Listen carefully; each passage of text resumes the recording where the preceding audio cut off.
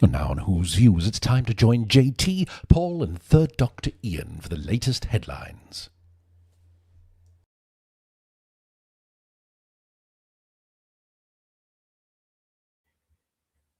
RTD has a new book coming out, but do you really care?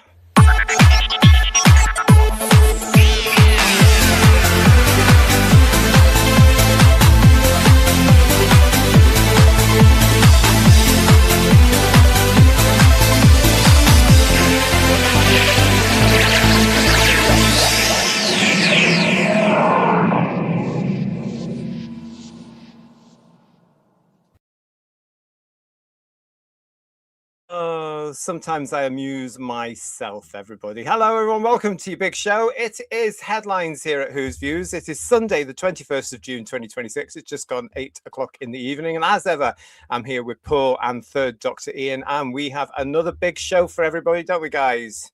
We do indeed, yes. Yeah. Yes.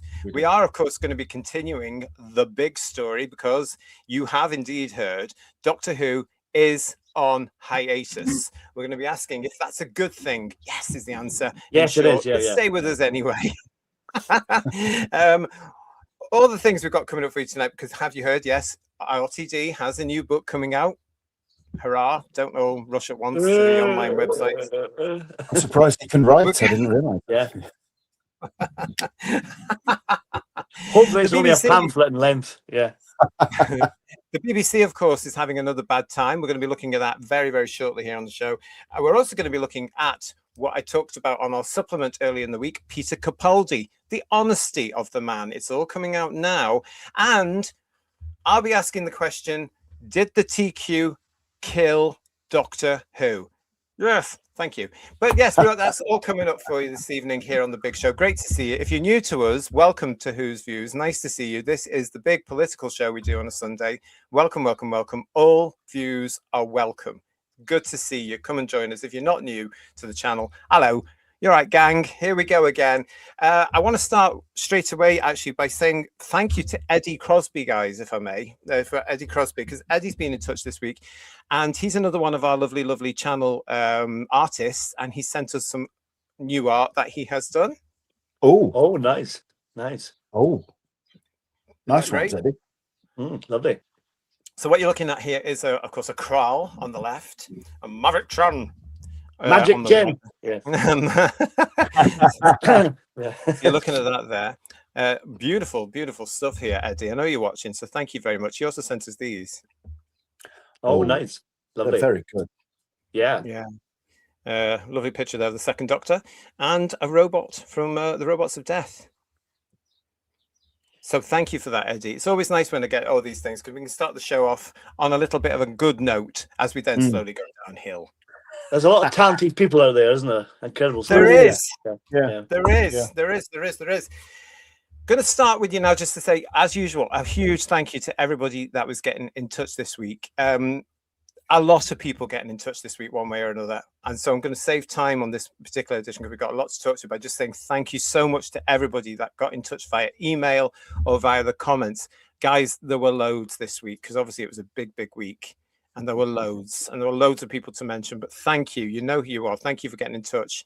Yeah, I will get around to replying to you all over the next couple of days. If you want to get in touch, you can. It's whosviews1@gmail.com. whosviews1@gmail.com. Send me an email. I will get back to you as soon as I possibly can.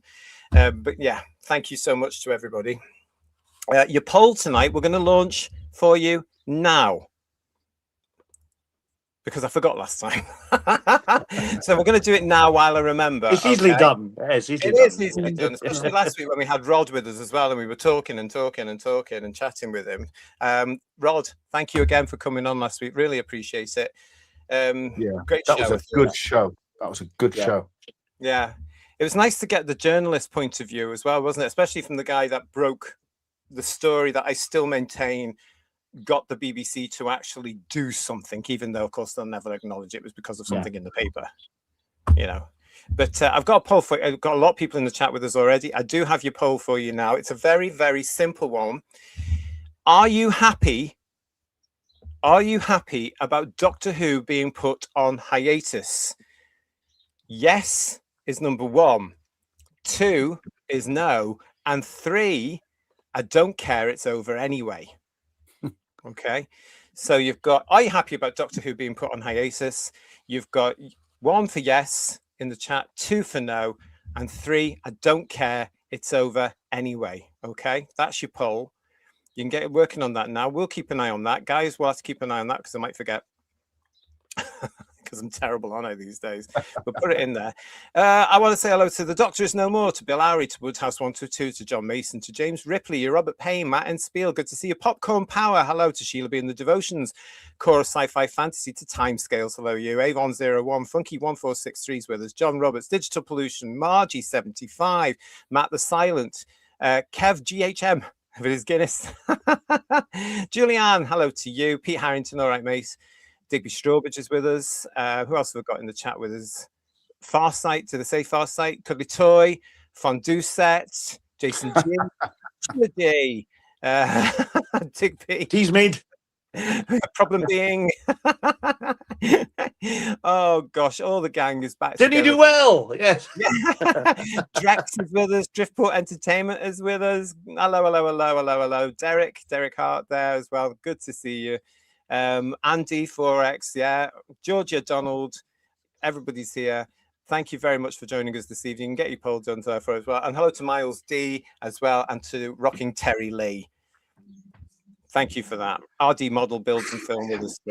We're going to want all, and Raymond, hello, Raymond Williams, AFJ Canal, all the gangs here, guys, which is just as well because we've got a lot to talk about and we want to know what everybody's opinions are. We're going to start with you, everybody, with, another bad week for the BBC. And I seem to say that a lot. It's a damn shame, isn't it? Yeah, I'm heartbroken, aren't you, Ian? Yeah. Seagull, you're right. Let's go with this as well. This is great news. Jeremy Clarkson is now in remission. That is fantastic news. So Jeremy, if you ever come across this show, congratulations. Really pleased to hear about that. I mean, it's not an easy thing, as I know. So I'm glad to hear that you're in remission, and good luck to you, because the remission is, well, it's a challenge, isn't it? Everybody that's going through it, it's a challenge. So thank you for that, Seagull, and it was quite right we say that. And thank you so much for your super chat, Mark Greaves. Hi guys, I made it from casualty. I've had stitches in my hand from a dog bite. Oh my god, I hope you're all right. Oh god, oh, the stitch things. Everything I've been through, and I can't cope with the stitch thing. No. Is RTD's book An Idiot's Guide to Screenwriting, or How to Spaff Away 100 million? Better call him A, better call him B. Yeah. Yeah. We're going to be coming to that later in the show, but I reckon that it might be. But I hope your hand gets better soon. That's terrible, isn't it? Goodness me. Ugh, not bad. So let's get on. MDB1846. Good evening, guys. I quite like The Fugitive Doctor. What do you think? I'll move on. I've got a name written down here, actually. It's Jo Martin plays that. I don't know who she is. Got no time for it. Is that an answer for you, MD? I hope so. She wasn't needed. Put it that way. We'll leave it at that. Yeah. So yeah. And she's still not needed. It's from an era that has no relevance if you like actual genuine Doctor Who. Yeah. And it's from an era which is now finished, Ian. Hooray! Yeah. Didn't stand the pace, did it? The other one did 26 years. Yeah. And we're going to be talking about that shortly. Because we are going to be continuing our discussion on the hiatus and the baggage that we have been saying for about 2-3 years that this version has. We're going to be talking about all that. I want to get onto this thing as well because, as we've spoken about before and introduced you to before, this is Matt Britton. Now, this is the new Director General of the BBC. Now, Matt Britton, who we've covered, as I say, on the show before, has only been in position a couple of weeks. And yes, he must have realized what a nightmare he really has taken on by now when it comes to the BBC and the challenges that it has as it actually struggles to adapt to the 21st century. There is no relevance for the BBC in today's world, and his job is to make it relevant again. He's got a lot of difficult decisions to make. And he's just announced massive redundancies at the BBC. Massive amounts of redundancies. This is huge. Have you heard about this, guys? I've heard about some of it, and also heard about some of the cuts to some of the bigger star names' wages, which sounds fantastic because some of them are obscene. Some of the things they get paid. Well, some of them, I should say, that has actually already happened. That's why you had the likes of Norton leaving the channel and Gary Lineker, although his was very sort of, all over the shop, were leaving because they had to, firstly, declare their wages to the public, i.e. the people that were paying them through the license fee, which some of them didn't want to do. And then now they're getting cuts as well. But this is a huge story because, as I say, it's all been all over the place. And I'm going to read from Deadline's report this week. The BBC's new Director General has announced plans to slash commissioning spent across TV, radio and news divisions by £80 million over the next 2 years. So what I would say to Matt Britton, first of all, is actually start with your DEI department, because that was costing you a few good million. Start there, like other businesses in the UK have started to do over the last couple of weeks. Start with DEI, get rid of them. It's now out of date. I'm going to argue we don't need it in the UK anymore because it's destroyed us. Matt Britton, the former Google executive guys, told staff in an email on Wednesday, this Wednesday just gone, that the savings plan will mean cancelling shows and reviewing the BBC's broadcast TV channels and radio network portfolio as audiences move online. So bear this in mind when we just realised what's going on with Doctor Who. It's being put out to pasture, isn't it, for another company to take on. So bear that in mind. Let's have a look at the email that he sent, because, of course, it is available. You can get it if you know where to look. And this is it. Hi, everyone, he said. The new Director General said, Matt Britton. It's almost a month since I started here, the BBC, and I've been getting to know more of you and of the BBC. I've heard your belief in the mission and your ambition to reinvent the BBC for the future, both of which I'm working on and will come back with more in September. Of course, you also want to know what the announced savings mean for you. It is important to me that you have clarity on this as soon as possible.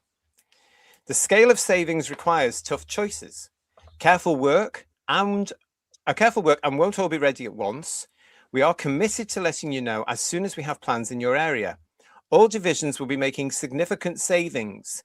Today, some divisions are ready to set out the first phase of these plans, with more to follow. We have first updates from news, nations, and content. Together, by the end of this financial year, they deliver £160 million worth of cost savings, including staff and non-staff costs, and a net reduction of around 550 roles. This is part of the 1,800 to 2,000 roles announced to go over the next 3 years. More savings will be set out in the months ahead across all divisions. This includes corporate divisions where work is underway. We expect around 700 roles to close in these areas. Reductions of this scale inevitably mean compulsory redundancies, though we will work hard to avoid this wherever we can. Many divisions have already opened voluntary redundancy windows. More will be opening today. There it goes on to say, oh gosh, sorry. Oh no, that was it. Sorry, that was it. That was the email. So that's what we're interested in there. So what we've got there, guys, are you surprised? No, not at all. Not in the slightest. The BBC seems to have departments chock full of people that do stuff that doesn't seem to be relevant to what the BBC should be there to do, which make television, impartial news and entertainment, and they don't do either very well, to be quite honest. But they have all these other departments and everything else. You wonder what the bloody hell they do. You know, they should get rid of things like BBC Persian, and what's the relevance of the World Service anymore, really? And they seem to BBC Arabic, which I think is different from the Persian and everything. It's like, who are we paying some of us paying a license fee for the BBC to produce content for? You know, because it should be the people that are English speaking in this country. And if you're producing stuff for people that are living in the Middle East that aren't English speakers and aren't English nationals, then we're paying for that. And quite frankly, I don't want to. And I don't understand why they're doing it. I don't understand why they've ever done it. And I think we should. It doesn't bring us any benefits that I can see. So I personally would sack that off to start with. Well, let's have a look and see what the end of the email was, because that was part one. The rest of it is this one. We have had to close some programs. These are difficult choices, and we will place these 3 guiding principles. Sustain output with the highest audience value and impact. Doctor Who must be breathing a sigh of relief right now. Meet audiences where they are, reducing spend elsewhere. For example, we will reduce commissioning spend across content, news and nations by around 80 million in 27 to 28 and review our broadcast TV channels and radio network portfolio as audiences move online, whether you like it or not. Make the BBC simpler and faster. We must reduce duplication, clarify accountability, and increase the speed of decision making. This includes reducing senior leaders by at least 10%. The news, nations, and content divisions will be set out more details and calls and updates over the coming days. For other divisions, leaders will update you with the latest progress on the size of the savings needed, the opening of voluntary redundancy windows, and when you will hear more. Aside from calls with your own teams, I will host an all-staff session on Tuesday, the 23rd of June, which is this Tuesday at 2 p.m, taking your questions alongside Katie Phillips, Rhiannon Richards, and Jonathan Munro. Please join if you can. We live in very uncertain times, he concludes. Our audiences rely on us every day to keep them informed, entertained, and equipped to make sense of the world. Making savings while fulfilling our mission means a doubly difficult time for everyone. Do speak to your leaders and use the support that's available. In the meantime, thank you for all you are doing. Who'd have thought, guys, that the day would come where the BBC was looking at its end of days in such a manner? Well, the thing about this is that obviously trying to balance the books considerably after the mass exodus of people cancelling their license fee. So this will just balance it up, won't it? And that'll be it. They'll still be struggling, Digby Strawbridge, thank you so much for your super chat here. There's only one fugitive doctor. It's William Hartnell. Now is the time for Doctor Who to go away and recover and lose the new Who canon and go back to being a gentleman adventurer. Well, I'm going to agree with that. We are going to come up with that very, very shortly as well. So thank you for that, Digby. Ian, were you going to say something there? I think the BBC have an unfair advantage because, in news and entertainment on television and online, it's a business. It should be operated like a free market. The BBC doesn't take part in that as part of a free market. It's subsidized by the government. We're forced to pay for it whether we want to or not. And this week, apologies if this is stuff that you're going to include, JT, but Nandi, that gibbering pillock Nandi, is talking again about whether or not people should pay the license fee if they're watching Netflix or Amazon Prime. Yes, that's right. That's in the news again. But there's also talk about forcing social media platforms to prioritize BBC News in their news feeds, and that's outrageous. That is unacceptable state control. It's just wrong on every level. It's wrong. That's something that has come out, if you don't know, over the weekend here. It has been alleged in the press here in the UK that the current government, the Labour government, are looking at ways of making sure that anytime you access the internet, you only get access immediately to the BBC. Now, that would help the BBC because, of course, that would mean you have to have a license. Yeah. So this is basically not just, as Ian says there, enforcing the BBC output onto you, but it's also a way for them to actually start sending you the letters and getting the taps on the door saying you're accessing the BBC whether you like it or not, even if you switched it off quickly. So, for example, when I put my browser on at the moment, it comes up with Google. What they would do in this aspect is have it so it's the BBC website or a news site or some version of that, a BBC. It's shocking what's happening there. It's absolutely shocking. Richard Brooks is saying to us, guys, senior leaders are nervous now.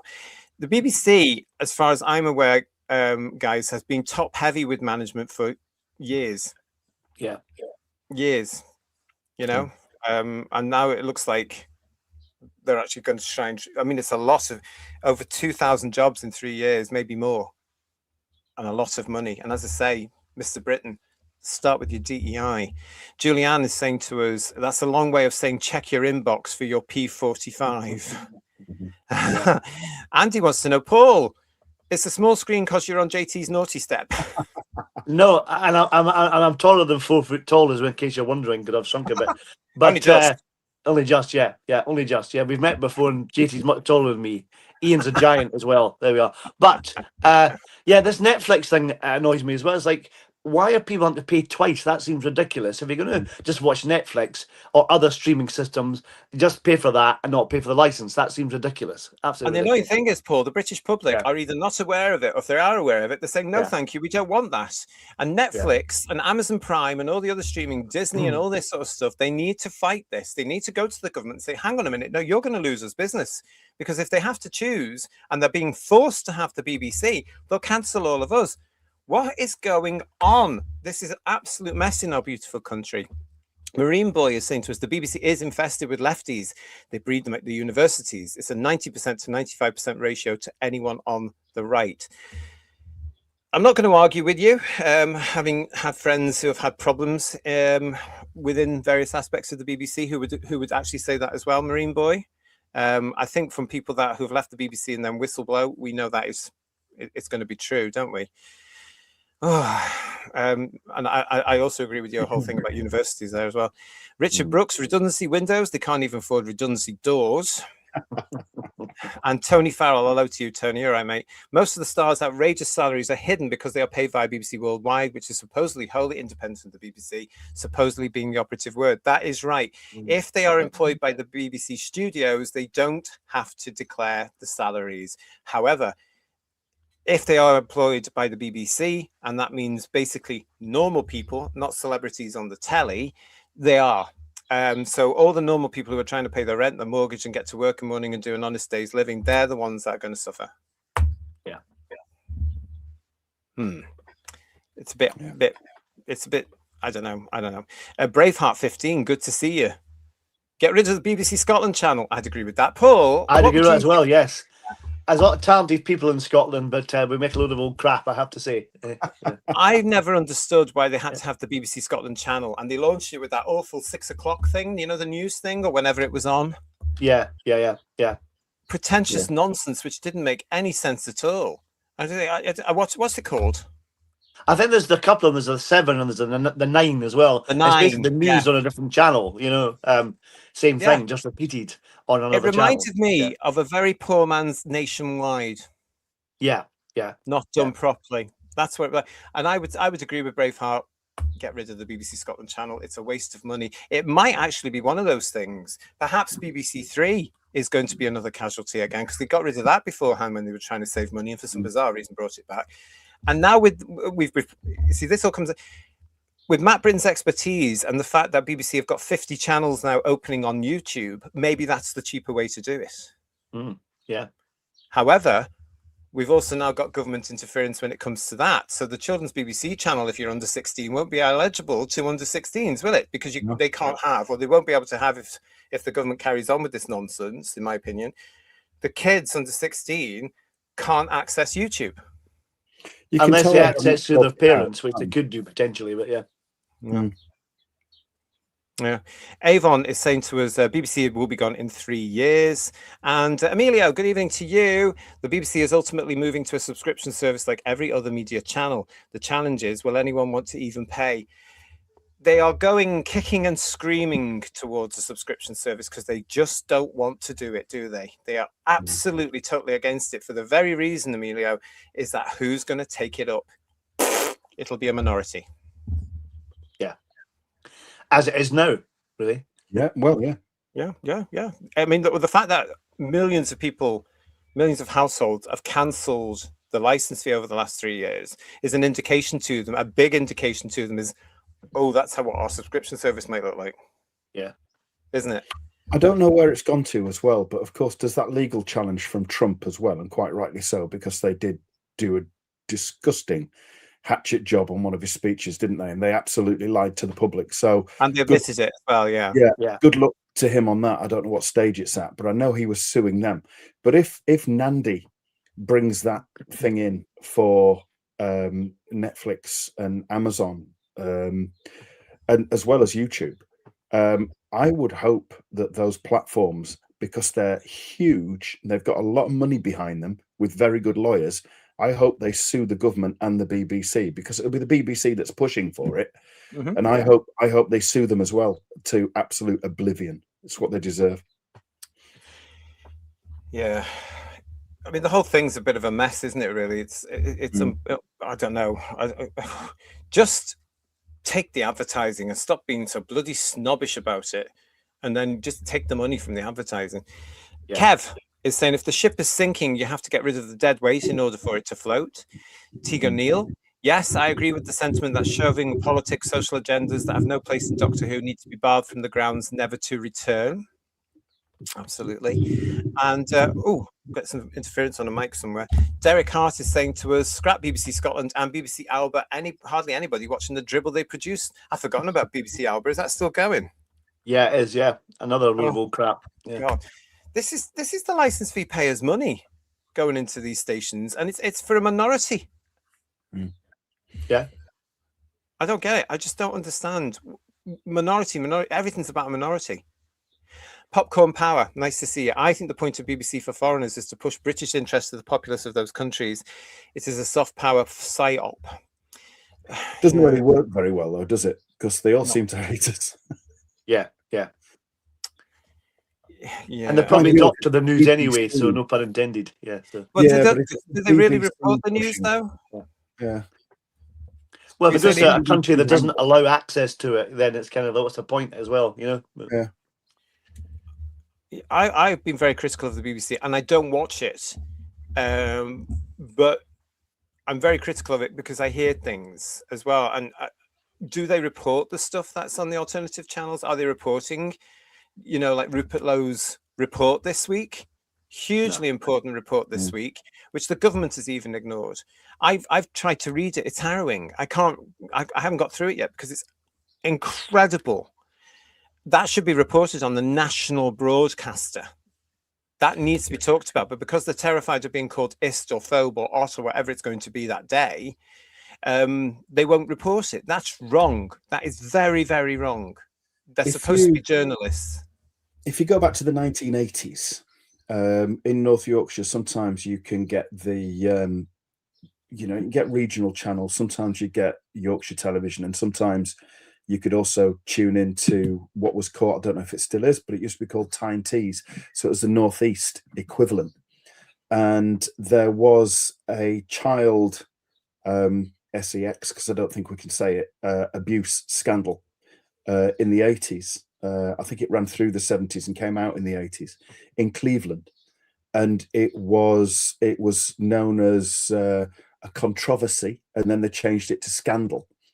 And it was on the news every night for weeks. And I just noticed that was mentioned every night for weeks. This one's never really mentioned mainstream at all. They're about the same kind of issues. The only thing that I can think that's any different is the ethnicity of the perpetrators, frankly. Well, this is the problem. I mean, we've been beaten into submission over the last 30 years, ever since the turn of the century. And I'm going to say it from the time Blair got in as well, with the whole thing of DEI. And with hindsight, you can look back and you can say we were told, it was going to be culturally enriching. I don't think personally that's happened, but I do know for a fact that whenever you speak out of line of what is expected of you, you are called names, you are branded, and now you can even be arrested for the wrong sort of speech or thought. That's not a democratic society. And that's where Britain is today. And it's shocking. It's absolutely disgraceful. We've had an incident over this today. We've had a terrible, terrible, terrible incident today. And the amount of people that have, and we've got to be careful about what we say about it, but the amount of people that have come out with the usual rhetoric, well, none of them were around 3 weeks ago. That's all I'm saying. None of them. I thought it was very interesting, JT, that Starmer and all his usual cronies were all very quick to go on X and say that this was despicable. The police mentioned the ethnicity of the person straight away. Starmer was saying how it was because of this and it was because of that. There was no talk about don't say anything, don't speculate, stay calm. There was none of that. It was bang, straight away. This is what it is. With the accusations, yeah. And a lot of people have been pointing it out today as well, the hypocrisy of that, and the fact that they said they previously, 3 weeks ago, they couldn't influence a certain disgraceful case. Very certain similar circumstances in a way today. And they have done exactly that by commenting, all these people, including nut job ex-First Ministers of Scotland. Mark Greaves, thank you for your super chat. I never liked him. We didn't get on. I've been on the receiving end of email like that last year. The people who cause it are never let go. PS 5 stitches in one finger, 3 in another. Oh, God bless you. Wow. That's a bite. That's what I call a bite. Must have been a big dog. Oh, God, mate, please, please, please be careful and get better very soon. Keep it clean. Don't let it get infected. That's the last thing you need, isn't it? FJ Kinau was saying, what is this? The USSR? Well, more or less. Yeah, more or less it's getting there.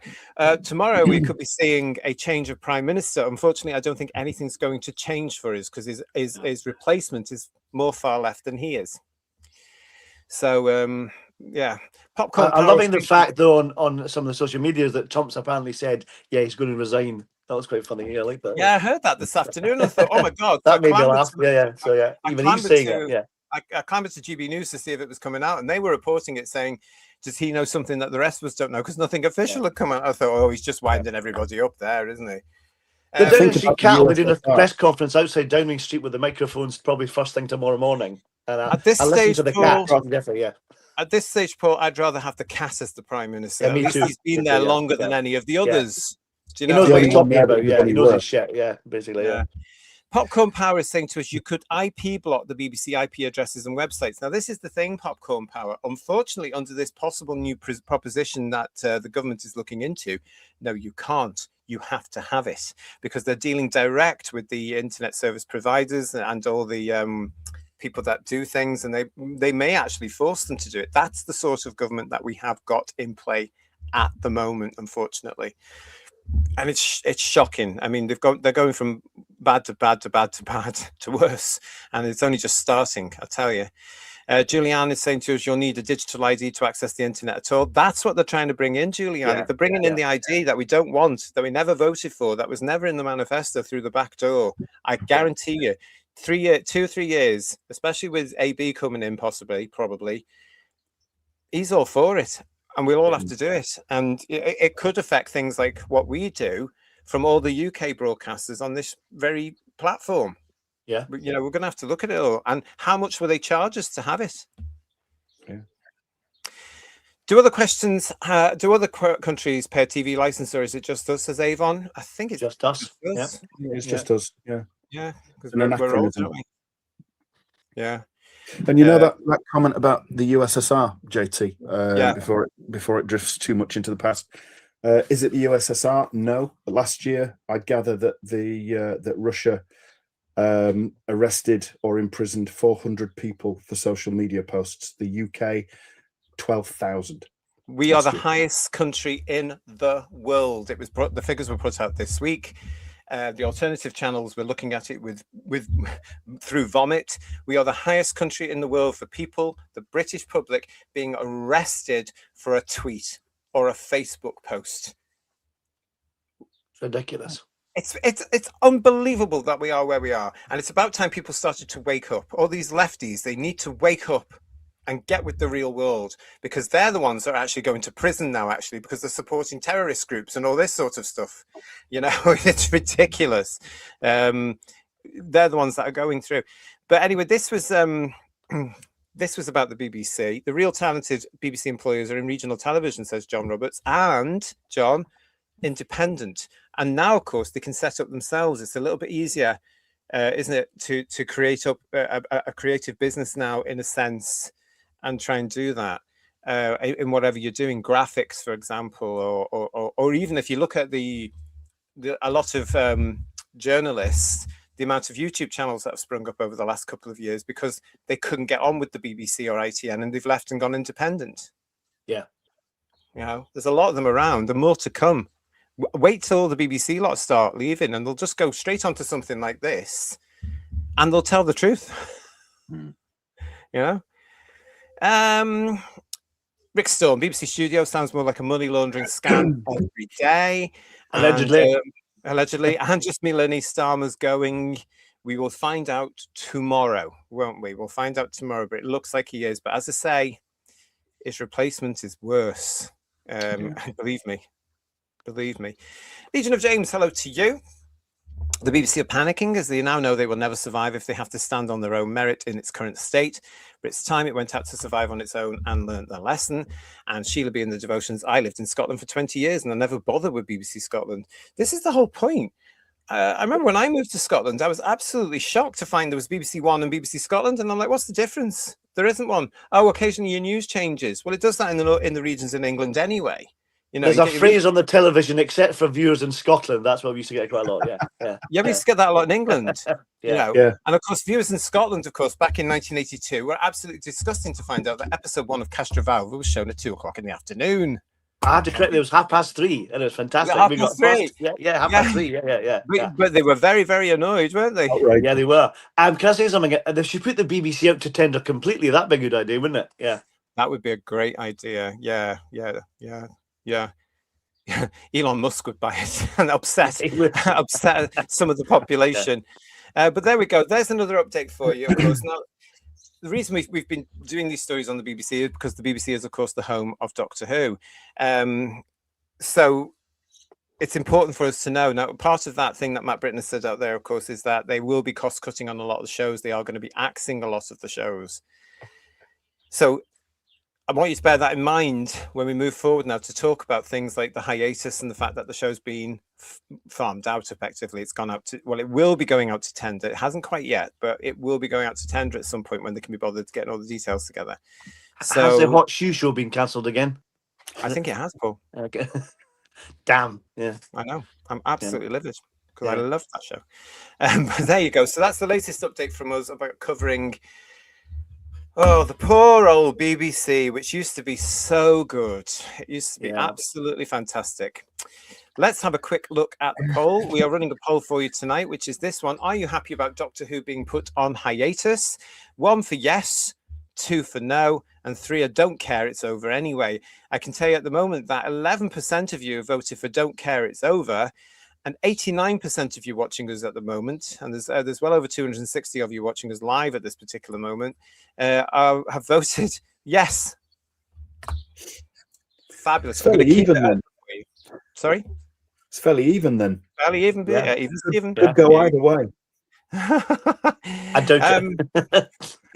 It's still open for you there. We're going to come back through it throughout the show. As hopefully, more people come in, they can vote for that as well. Earlier this week, I did a show of a headline supplement where I spoke about Peter Capaldi. God bless him, the 12th Doctor himself. You know where you are with Peter Capaldi, I get the feeling, gentlemen. He seems to be a confident man. Let's put it that way. I'm sure he would oppose our views. I'm sure he would have different views, but I'm sure he would also agree to disagree. That sort of fella, Yeah. He doesn't come across as judgmental like the others do. Certain others do associated with this version of Doctor Who. But this week, of course, and I want to talk to you about this. Let's get this conversation going. This week, of course, it was reported in the Radio Times that Peter Capaldi reveals his Doctor Who exit was due to direction concerns and argues there have been too many regenerations. He goes on to say that in this interview, he was speaking for 100 Questions with Tom Simons. When he was asked why he decided to stop playing the Doctor, Capaldi responded, I just wasn't sure that it was going to go in the direction that I ... And then he sort of thought about it, I think, and he goes, everybody was leaving that I'd worked with.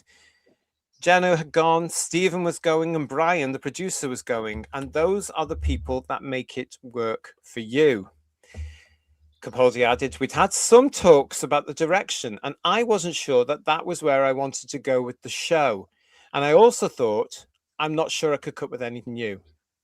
Capaldi also spoke about filming his regeneration scene, calling the experience very sad, but saying that the idea of a regeneration has been diminished due to the number of them that have now taken place. To be perfectly honest, I think there are too many regenerations, he said. I love all the Doctors, but I've lost count now of how many of them there are. So the weight of this kind of regeneration is diminished. Whereas when I grew up as a kid, the first time it happened was, what just happened there? It was mysterious and strange. It holds the mystery of the show, the regeneration. Capaldi added that regeneration is one of the key tenets of the show, and that it attracts people in an almost subconscious way because it sees the central character die and be reborn. That doesn't happen in any other show, he said, but they have to be taken right to the edge, so it's a very, very powerful death motive. When Simon suggested that this was surprisingly morbid for a family show, Capaldi said, "It is, but it's magical. It's magical, and that's wherein lies the magic of the show." Now, Paul, you've been saying for a few years now here on Whose Views that they've reduced regeneration to nonsense. So when I read this in the week, I thought of you, because I thought, here's Capaldi agreeing with Paul. Well, he's Scottish. What can I say? He's got good taste. What can I say? And he loves dimensions in time as well, apparently. Kidding. But yes, I agree completely, because regeneration has been trivialized completely, and that's the problem. He's right. It was magical in the day. I never felt the Doctor had died. You missed the incarnation, but it continued and kept living on and regenerating and being a great character. But they didn't trivialize it. I mean, Tom was there for 7 years. You know, Peter was there for 5. John was there for 5. You know, it was a great time in classic Who to have long periods of time where the Doctor was there and he established himself. It's now happening really trivially, and it's like, well, it's done for it's minimized it. It's ruined it, really, to be fair. And there's too many. He's right. Yeah. What about yourself, Ian? I mean, you look at John and Tom, like Paul quite rightly said, 7 years and 5 years. That's 12 years between them. And Doctor Who came back in 2005. You add 12 years to that. You're at 2017, and that's Eccleston, Tennant, Matt Smith, and Capaldi, isn't it? That's 4 Doctors in the space where we had 2. And when we had 2, the series was arguably the most popular it had ever been. I know it was quite populist during Tennant's era, but it wasn't. It just, I know this sounds so old person thing to say, but it wasn't the same. Yeah, you know what I mean. It wasn't the same, and it has been diminished. And I think one of the things that diminished it was making them all look the bloody same as well. It was all, you know, golden fire from the collar upwards and the arms outwards. You know, it was ridiculous, and they were always standing up as well. You know, that which you knew Pertwee had really got himself injured in that radiation from Metebelis 3. He comes out of the TARDIS, he looked like death, and he's on the floor, and he fades away. And you knew that Tom's Doctor was seriously injured. I mean, he'd just fallen quite a long way, so the clues were there, but he was on the floor, and he knew, and he said, "It's the end." You know, none of this pouncing around. Oh, you know, it'll be a new, not with this old face, it'll be somebody new, and both their Tennant and all that malarkey. It was huge monologues. And massive. Just regenerate, for God's sake. yeah. But they never looked. They could have done it with Tennant and the radiation, but I had to give him that 20-minute swan song, and make him end up walking towards the TARDIS next to some orchestra that just happened to be there at the same time, and it was just, you're right, diminished totally. And I think with the addition of these other Doctors, like the Fugitive Doctor and the Ward Doctor, that diminishes it even further, because there's no connection to him whatsoever. Absolutely. And it's also, I think it's very confusing as somebody that was a not we for the Whittaker era and the Chibnall era. And then this Joe Martin pops up in the Gatwa one, and I'm like, who's this? It's alienating. It's absolutely, because it takes you out the story. You think, oh, who's that? And then you start to think, oh God, here we go again. I'm going to say the word baggage. I've missed it. Oh, I'm supposed to know about that. Oh, where does she fit in? Why is she even there? Why is it even a female? I mean, it's they've used it too liberally.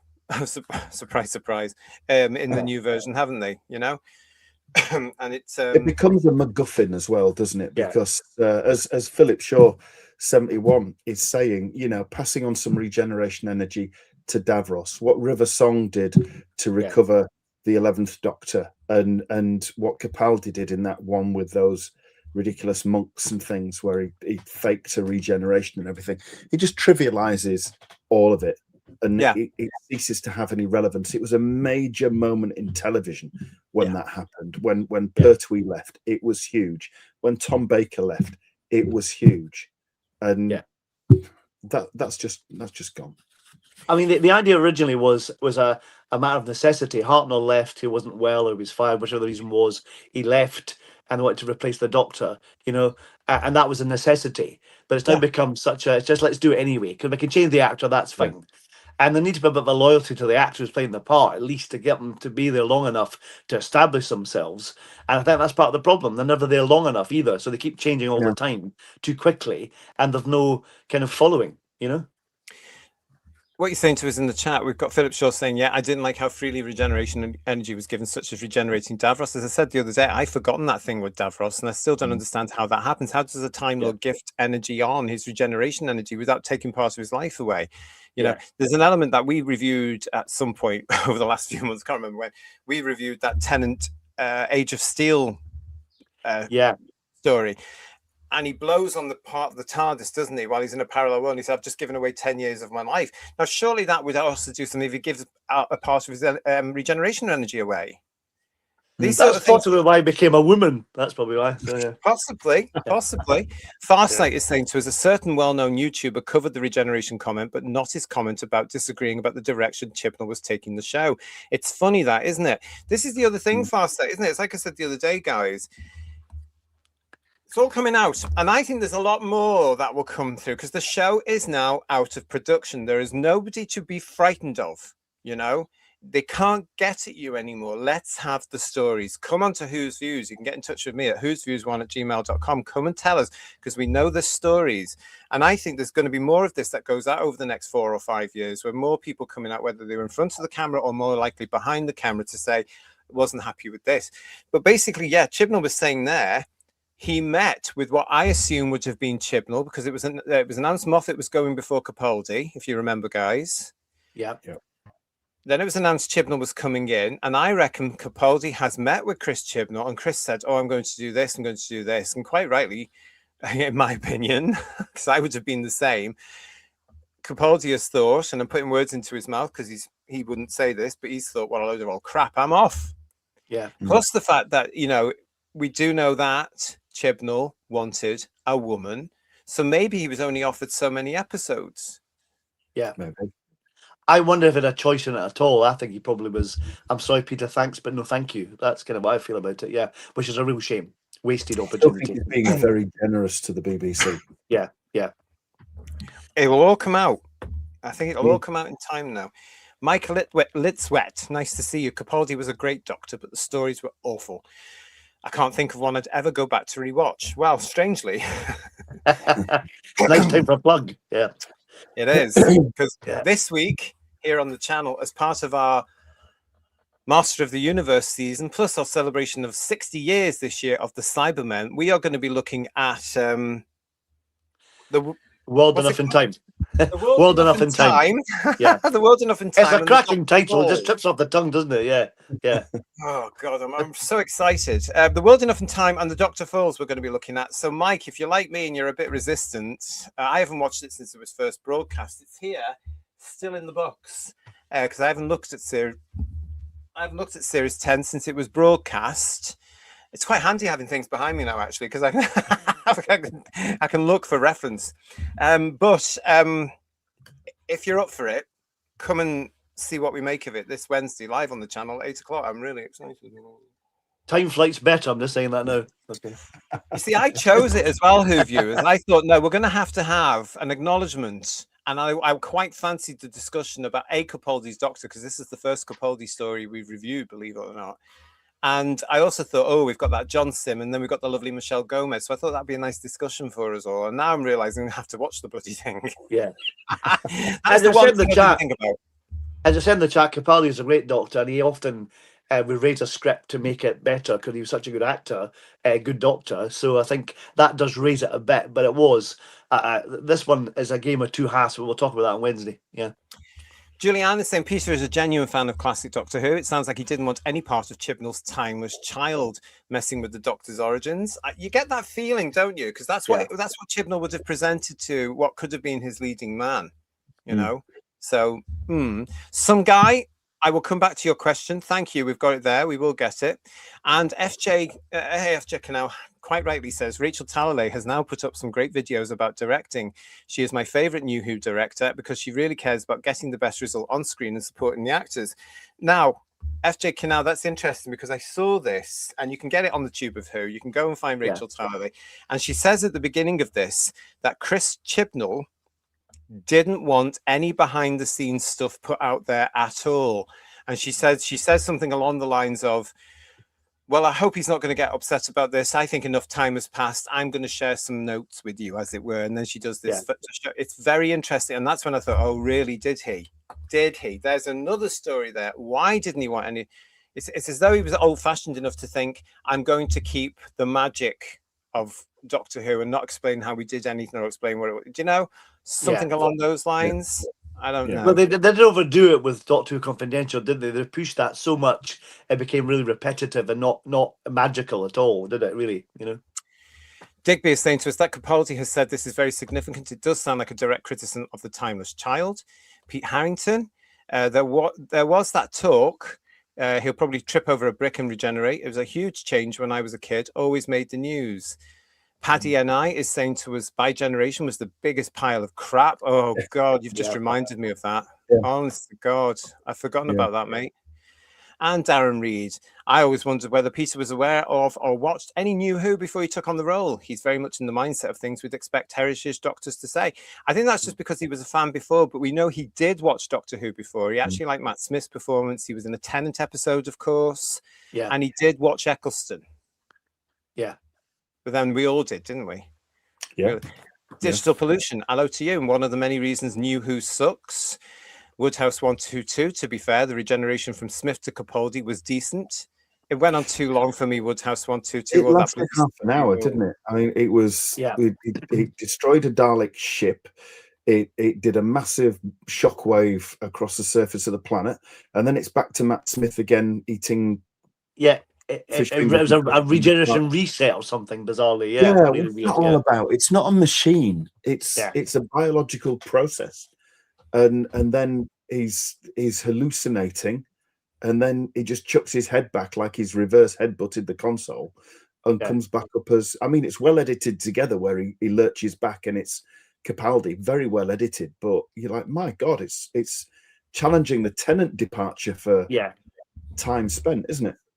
I've heard it described in fandom as the sneeze regeneration, which really fits it quite well, I think. Yes, I've heard that one too. It's quite funny. Dr. Red Who Dwarf, I quite like the regeneration of Smith to Capaldi as well. Not so much the speech, but how swift it was. Bang, the 12th Doctor was in. Yep, I do appreciate that, I must say. And Astronomical, thank you again for your super chat here. I thought Time Heist and Flatline were good. Yeah. I can't remember them. Sorry. Yeah, I can't remember them. We will review them at some point, sadly. But no, we will at some point. We'll get them done, and then I'll remember. Derek, thank you for your super chat. To the panel and the chat, do you think character options would continue the figures after this year's online and B&M sets? I'm sick to the back teeth with Dalek sets now.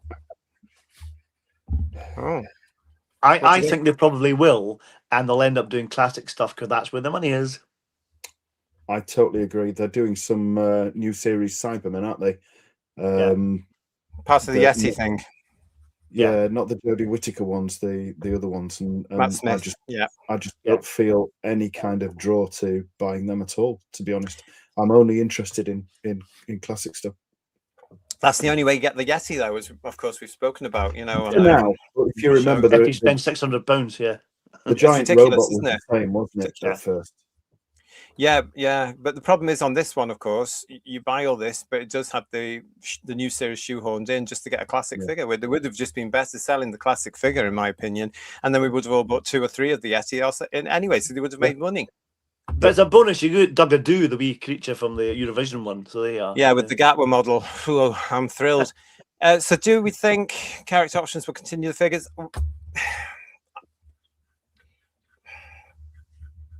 I'm not so sure. I'm going to be honest and say I'm not so sure. The reason is it might continue for the future, but if you are getting a brand new production team, as we are going to do, coming in to take on the production and the responsibility of Doctor Who and the day-to-day running of Doctor Who for the BBC, And bearing in mind what they said in the press release, the BBC Studios will keep all the distribution and any revenue and stuff like that. Now, did that mean that the new production team doesn't have, or new production company does not have any say on how the merchandising looks? No, it doesn't. They would have to sit down together. Now, if you remember in 2003, when it was announced the show was coming back, Mal Young, Russell T Davies, Julie Gardner, and everybody else sat down with BBC Worldwide and BBC Studios, and they went through all the licenses. And a lot of licenses fell. Yeah. They were not renewed. Now, if that time is coming up again, which it might possibly be, a new production team might come and say, no, we don't like that. Oh, no, we don't like that. It depends on where they're aiming. It depends what they're doing. I'm just putting it out there. And if they're not happy with the character options stuff, they may actually say, no, we'd like to go to somebody else. Somebody might have a brother who's doing a different company. Do you know? Yeah. Everything's up in the air right now. So, Derek, I don't know. Character have got a great history. They've got a great presentation to put in case, but I think they might have to go back and bid again. They might, but I think if they do get the contract again to do it, they should be focusing on classic and give us the ones we've not got, the Zarbi, the Monopter, the Ogrons, the Conings, all that kind of stuff, all the things we want, you know, and they would sell. They would really sell. Oh. They'll continue it in two forms, because they would have to, of course, do the action figures for any new show, with new monsters, hopefully, for a new generation. And hopefully it would be the same effect as we had in 2005, 6, 7, but hopefully better. Yeah. Space Peninsula, thank you for your comment. I bet he would have hated the bi-generation rubbish, as it completely removes that motive of death and renewal, and it's equally as damaging as the timeless child nonsense, in my opinion. Absolutely agree. And I think Capaldi would have looked at that and gone, oh, what the hell? It's no wonder he doesn't want to have anything much more to do to it. And you can almost see his eyes roll when he's asked about Doctor Who now. You know, you can always, he knows it's coming, and you can just see him, you know, as if he said, this is the moment where I've got to talk about it, you know. Yeah. It's a shame, because he was such a huge fan. Talking of fan Zero Manish is in the chat saying, and now they have given the Doctor unlimited regenerations, which they had to do because he was getting through them so quickly. Yeah, that takes away any jeopardy as well. He can live forever. He's now Superman, you know. Yeah. PT Muzak is saying to us, how can it be more diminished? This has caught a lot of your imagination here. Raymond Williams saying to us, the actor Jo Martin knows exactly why she was chosen to play the role. Financially, it benefits her, and she is quite happy to jump on this equity, diversity nonsense because she benefits from it. She's a jobbing actor. She's a working actor. I can't hold anything against her for taking a role. As I said on my show the other day, I can't stand the fact that she might be getting the same amount of money as the doctors when she's not a doctor in my eyes. She's not the doctor. And she was definitely just put there to justify this whole thing that, oh, the doctor can now be everybody representing everybody, which he never was. Really, he represented the Time Lords of Gallifrey, not the human race. So, but I don't know, I don't blame her for taking the role and then running with every bloody convention appearance she gets paid to do. She has, of course, said over the last couple of days, guys, if you don't know, she was asked the question in the Radio Times, and I'll read this out to you since she's come up. Doctor Who icon Jo Martin has now responded to fans calling for her to be the next permanent Doctor. When asked from the Radio Times about whether she'd be up for taking on the mantle of the full-time Doctor on screen, of course the answer was a resounding yes. She said, of course I'd be up for it, of course. It's a gift of a character, and there's so much more to explore with her, and I'm not bored of her yet. This was before the BBC's announcement.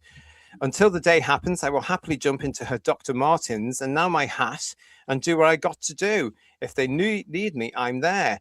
This is the job that just keeps on giving. Anything that can happen in this timey-wimey mad world of ours. So we'll see. But I do love the fact that my Doctor is the one that comes and goes. I really like the freedom of that also, but who knows what the future holds? None of us do. Well, certainly, if I got hold of it, you'd be erased immediately. That whole. I actually missed. What did she say about the listen to the fans? I missed that. I've not watched your show yet, unfortunately, at the time. But she basically said as part of that interview with the Radio Times, that she thought that, and this was done before the announcement the show was going on hiatus. She thought that producers of Doctor Who need to listen to the fans more because the fans knew what they wanted and where the show should go more. Now, what I was questioning in the show the other day was basically which fans is she talking about? Because all Yeah. she would have Yeah. met so far, Paul, is the minority. Yeah. Her supporters. Yeah. Yeah. The ones that love the Capaldi, the Whittaker, Chibnall, Retcon, and then the Gatwa high prancing Yeah. dancing Yeah. ninny. Yeah. You should never give it to fans anyway. That's a huge mistake. Absolutely. No, but in terms of listening to what we would like as fans, not necessarily bringing back old monsters, but trying to make it simply Doctor Who is what they need to hear. You know what I mean? But that's also what the not we would like if they were going to watch Doctor Who at all, isn't it? Just straightforward Doctor Who, like they know it's in the DNA, isn't it? You know automatically what Doctor Who should be like, which is why people react to it when it's not like that, which is why the figures dropped as radically as they did when Whittaker came in and then just never recovered, because they just doubled down more and more. They seem to court failure, and they certainly found it. Hello to Hidden History in the Holy, who has joined us in the chat. Nice to see you. And we've got Terry Leptor here saying to us, I was looking forward to a new direction with an older Doctor when Capaldi started, but they seemed to immediately change course and he became another wacky Doctor character and wore bloody hoodies. Yeah. Yeah. There's a lot there to unravel, isn't it? But there you go. That is Peter Capaldi, everybody, ladies and gentlemen, boys and girls. What can you say apart from thank you for being honest, Peter? Yeah. As someone said in the chat there about him being on the Joe Wiley show, and when he was leaving, he was close to tears. I wonder how near to that was when he was actually asked to leave or whatever, kind of thing. Allegedly, yeah. I mean, I was there that night. I was there that night when that went out live, and he wasn't close to tears. He was crying. He was crying when he said, I am leaving the show. He was crying. And that doesn't sound like a man who was hoping to stay, does it? Really? No, what I mean? Not at all. No, he relinquished the role with sadness. Let's put it that way. And reluctance, I'd imagine, as well. And you have to remember as well, guys, that he was out of contract when they did that awful Christmas thing, whatever the season 10 Christmas thing's called. Twice Upon a Time. Yeah. Right. He was out of contract. They had to rehire him because he's supposed to regenerate in the Doctor Falls, isn't he? Yeah. And he came back because Chibnall didn't do it with a Christmas one. That's why. He didn't want a Christmas one. Yeah. Astronomical, thank you for your super chat. What do the other two think about 20 Ways to Save Doctor Who? That's the show we did with Gareth Roberts. Have we got time to go through that at the moment? Maybe at the end of the show, maybe we can ask them about that particular one. But did you see Gareth's article, guys? I've seen it, yeah. A brief summary, what do you think of what he said? I agree with some of it, not all of it. I think he's got a good opinion on it and he knows his stuff. There's one or two things I'm not so sure about, but this Doctor Who thing about, the audience changing it to the Doctor, he's called Doctor Who, all that kind of stuff. I'm not sure I entirely agree with that part of it, but the rest of it makes a lot of sense, What about you, I've Ian? not really. I'm aware of his article, but I've not read the full article. I didn't get a chance this week, but well, after this show, you can go back and watch the show I did at 6 o'clock. I will, but going from what he said previously, he's generally got his finger on the pulse. Really, I've got a lot of time for him. Got a lot of respect for him, but I'll be interested to read it to see if I agree with my tangent twin here with certain things that he doesn't. I think it's going to be the same as with everybody, really. You can't agree with everybody and everything all the time on everything, really. You're going to have difference of opinion. And it's interesting to see what Gareth put down on that, because he is a writer. He did write for the TV show, and he does say to it, I've learned because of my experience on the new version. Yeah. But he's a sensible head, in terms of where it might go, definitely. Exactly. Yeah. If you've just joined us, hello, welcome to your big show. It's Headlines here at Who's Views this evening. It's the 21st of June, 2026. It's just gone 9 o'clock here in the UK. Beautiful, glorious day it's been here across the UK as well today. We do have a poll for you. It's very simple to do. You have to be in the chat to do it. I'm asking, are you happy about Doctor Who being put on hiatus? Very, very simple. Are you happy about Doctor Who now being put on hiatus? You press 1 for yes, 2 for no, and 3 for don't care, it's over anyway. Don't care, it's over is currently running at 9%, which means that there's nobody for no, and yes is running at 91%. Okay, we're going to keep that open for you as we move on to the big story of the week. We're going to continue, of course, because this story is not going anywhere for the next few years. As you know, and as we discussed last week, Doctor Who, the Christmas special 2026 has been cancelled. Hooray! The show is currently on hiatus. The show is going out to tender to independent production companies. There is nothing to say that those independent production companies will remain British. I would hope, with it being the BBC, that it will, but there is nothing that we yet know to say that they have to be. Let's keep an eye on that one, shall we? Because God knows what would happen if people from abroad can come and tender for this. It could go completely either way. I'm looking forward to a Bollywood version. That'll be superb. Oh, God, can you imagine? Yeah, they'll bring back Shooty Gatwa for that, so we can do all his dances. Oh, yes, yeah, probably, yeah. So here we go then with the discussion. As I say, this isn't going to go anywhere, but we're going to carry on talking about this. Carry on hiatus, I am calling this part of our show now, for as long as it's going to be. And I hope you're going to enjoy this, because lots has been happening. We've had a lot of meltdowns from a minority of the fans. That's another reason we're asking you whether on the poll what you think. We're going to come to all that. We're going to come to it all right now. And I've been saying for a couple of years, though, guys, haven't I, that, I was actually genuinely concerned about these alleged fans who won't be used to the fact that television does end occasionally. They've been very, very spoiled. They are very brattish. They are very, very, in my words, to use their vernacular, toxic and judgmental. And we're going to be coming up with more of those fans in this show, so stay with us. And here they are now doing exactly as I predicted. They are having breakdowns, and it's incredible. There are so many people in denial, and I want to put the message out, especially to our fellow fans of whatever generation they are outside the UK. It has been put on hiatus. The show is not in production now, and it will not be in production in 2028. There was a rumor going on today that, and I thought this was hilarious. Have I got it here? Where was it? I can't remember who it was. What's his name? That was in Star Trek, and he was in the Christopher Eccleston one. Simon Pegg and Nick Frost. Yeah. Did you see that? I there was saw a that, rumor today, yeah. which has come from outside the UK, on what looked like a Radio Times article, like I would show on the show, saying that they've been awarded Doctor. The tender process hasn't even gone out there yet. And I think it's a case of calm down, everybody, stop falling, because there were so many people there from outside the UK, guys, that were going on saying, oh my God, that was quick. Oh my God, when's it coming back? Will it be on in 20? And they were getting excited. Oh, he's going to do this great. Oh, he's not going to be the right person, the usual stuff. And I'm going on every 2 minutes trying to say, it's fake, it's fake, it's fake, it's fake. Calm down. Yeah. It was unbelievable. Yeah. So we've got that. As we all know, we've had that side of it. But isn't it amazing how many fans actually don't really give a toss? Yeah. Quite a lot. Yeah. That includes us. A huge, yeah. I want to be clear to anybody that's joining us here on Whose Views.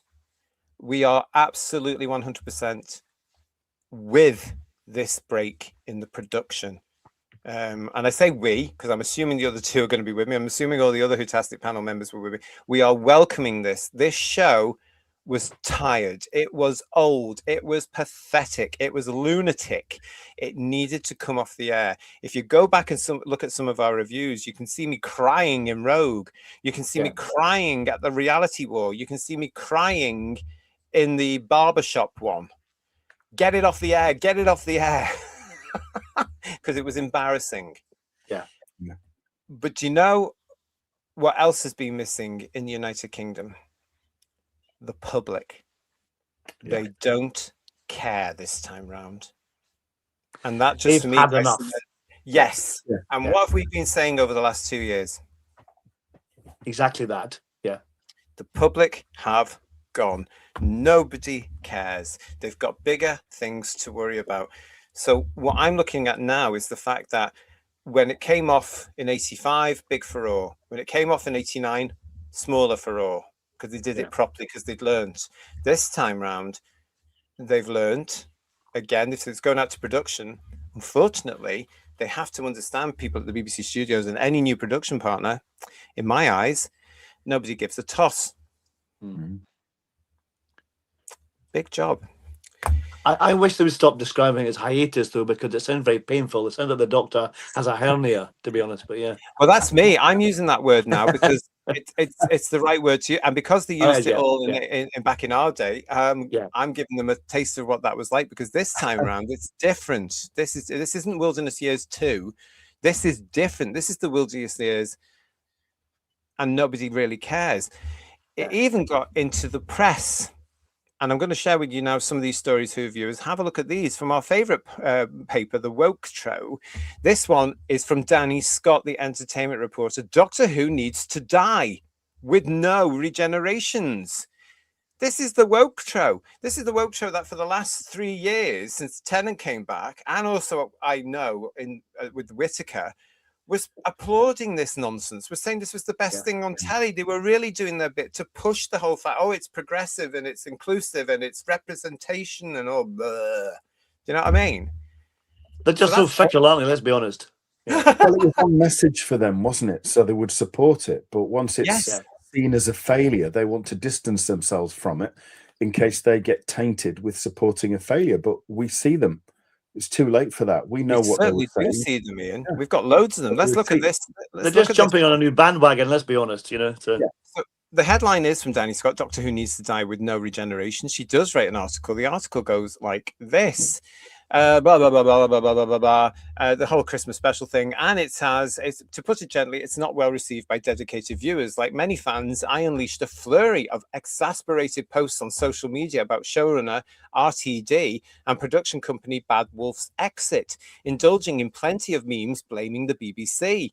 Until it dawned on me, even worse fate still awaits our favourite twin-hearted alien now that the show will be auctioned off to a new company which seems destined to try to revamp the franchise.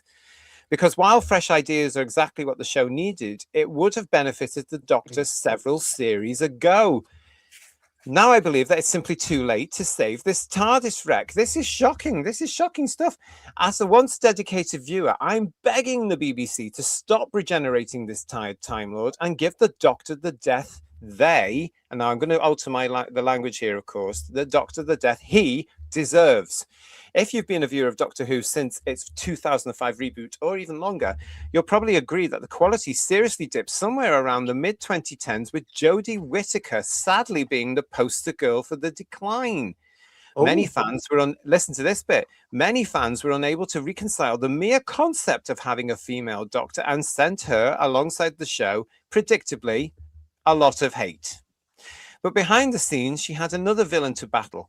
Poor writing in the vast majority of her episodes. It was that season's showrunner, who many believe damaged the show. She continues, dedicated viewers left the franchise at that point after he wreaked havoc on the Doctor's reputation and ratings. However, I'd argue things started to slip as early as Stephen Moffat's takeover, when focus began to shift from Monster of the Week to more convoluted series-long arcs. Since then, fixating on connecting everything together and obsessing over Easter egg throwbacks have confused the storylines and slowly suffocated what makes Doctor Who so great.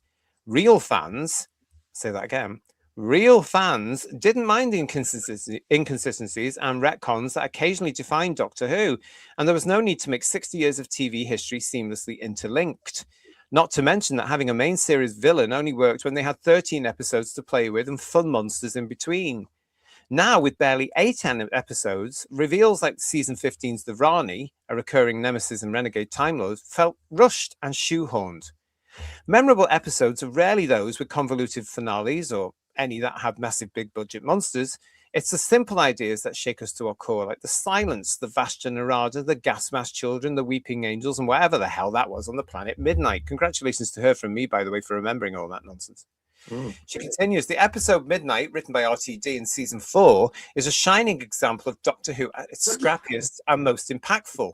It's a bottle episode, aka made cheaply, which explored hysteria, fear, and sacrifice without leaving a single space train carriage. It's obvious why they chose to rehash the episode in the recent series with Gatwa, but the result was far from sparkling. By evolving the creature, it took away the real heart of the episode, the exploration of the human nature. Shooty's era was plagued by RTD replaying his greatest hits, leaving the sex education star chained to nostalgia he had no hand in creating. Despite being touted as a clean slate, Complete with a squeaky clean TARDIS and a new freshly pressed fit every episode, the series was lumbered with over-engineered lore, recycled plots, and callbacks to characters viewers largely didn't care about. And for all that, it didn't even get to fight a Dalek. RTD's return was meant to mirror the 2005 feeling of renewal, and the prospect of returning to the already 40-year-old franchise was initially met with huge enthusiasm. Now, 3 years on, instead of buzzing with possibility, this past series and the looming next reboot, it now just feels like a bloated extension of a show that should have bowed out gracefully years ago. She then concludes, if the BBC decides to renew, even with a new team at the helm, it risks further tainting everything that makes Doctor Who a British institution. It breaks my heart to say it, but they should cancel it where they still have fans left to care. That being said, I would have happily have watched one final Christmas episode, putting to bed that Billy Piper cliffhanger and giving the Doctor a dignified and final death. The thought of this cherished show with over 60 years of legacy ending on that scene, which RTD admitted he had no plan for, is just deeply embarrassing to all involved. Much like in 1989 when McCoy's series was abruptly cancelled, it's time to say goodbye to our beloved Raggedy Man. I'm shocked. I'm surprised how honest that is, aren't you? It's a wonderfully on point, which is very unusual for the Metro, I have to say. Yeah. It's like one of us ghost wrote it for her, really. I know, mean, yeah. It is, isn't it? disturbingly accurate. I mean, Asia is probably under a desk hugging her knees, shaking somewhere at the thought of an article like that. She'd never be able to write an article like that, would she? Not Asia. But yeah, very, very accurate. And not a lot we can argue with. Although they still have that wonderful, here we go again, when Jodie arrived, there's a lot of hate about her Doctor. Not liking someone doesn't make it hateful. You know what I mean? When McCoy turned up, not everyone liked McCoy, but it didn't get this. You said you're anti-Scottish or you hate McCoy. You know, it's not that came. It's criticizing it and not liking it. It's not the same as hate. You know, it's a fair stupid criticism is exactly what it was, but because they didn't want to hear it, they just labelled it as hate, which meant that they could then, in their heads, just dismiss it. Oh, that's hate, and it gave them, in their twisted little minds, that excuse to just ignore it and carry it on. But it was criticised because it was crap. Yeah. Exactly. This is the problem we have in society as a whole, isn't it? Because what we've got here is people shutting down anything they don't agree with. That has been happening since 2020. We've got this continually now, and you know, we've said it so many times on the show. How many times have all of us, including you all in the chat, how many times have we gone onto a Doctor Who fan base or somewhere else and been called ot-istophobe? It's ridiculous. And what's happened now is those words they've lost their power. They mean nothing when they should mean something, and they don't, because you can call us all those things now, and it's like water off a duck's back. It means nothing because we've heard it so much. And the power of those words has gone. And that's ridiculous, because actually some of those words we need in the future. But we can't, because they just, you know, even today I was called an ist. Who cares? I don't give a toss. Don't care. Whereas 5 years ago I would have got a bit upset about that and tried to justify the fact I wasn't. Now I don't. I just go, whatever. Don't care. I know who I am. And I think a lot of you in the chat would be right with Julianne saying to us, what a very verbose way of saying we were wrong and the bigots were right. Yeah. PT Muzak is saying she's now repeating everything you've said for years. It's called common sense, and now they're actually catching up. But I was very shocked at that one, PT Muzak.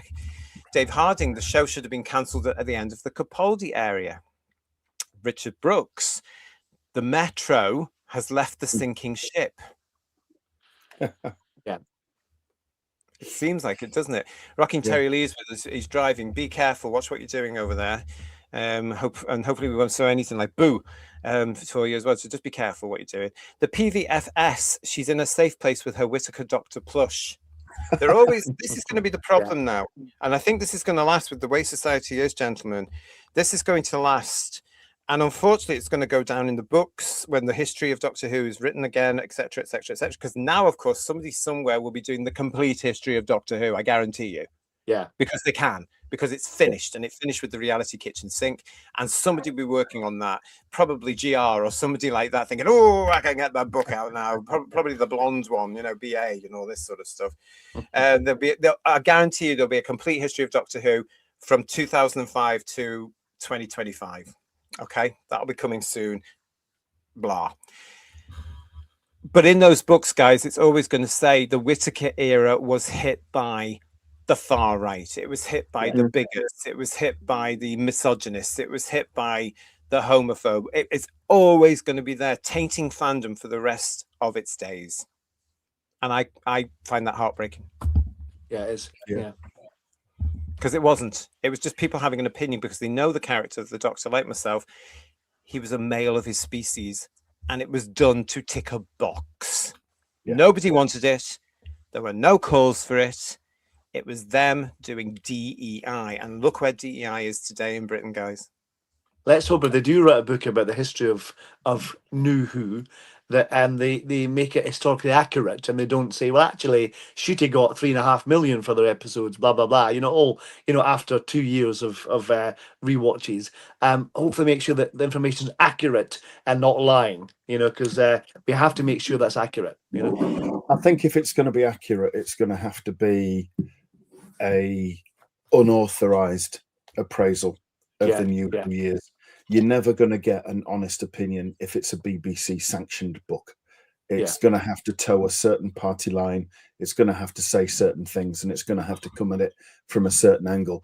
And you know full well when it gets to Whittaker and the likes, especially, it's not going to be impartial. It's not going to be absolutely accurate. It's going to be skewed. I know we waited a long time before we got the full story of Trial of the Time Lord and what happened to Colin and blah blah blah, the full detail. But that's what you want, something like that. Like the Trials and Tribulations documentary, something like that's what you want. Yeah. I could possibly do it. I've got time at the moment, of course, to write the full, complete history of the reboot Who. I can write a pamphlet.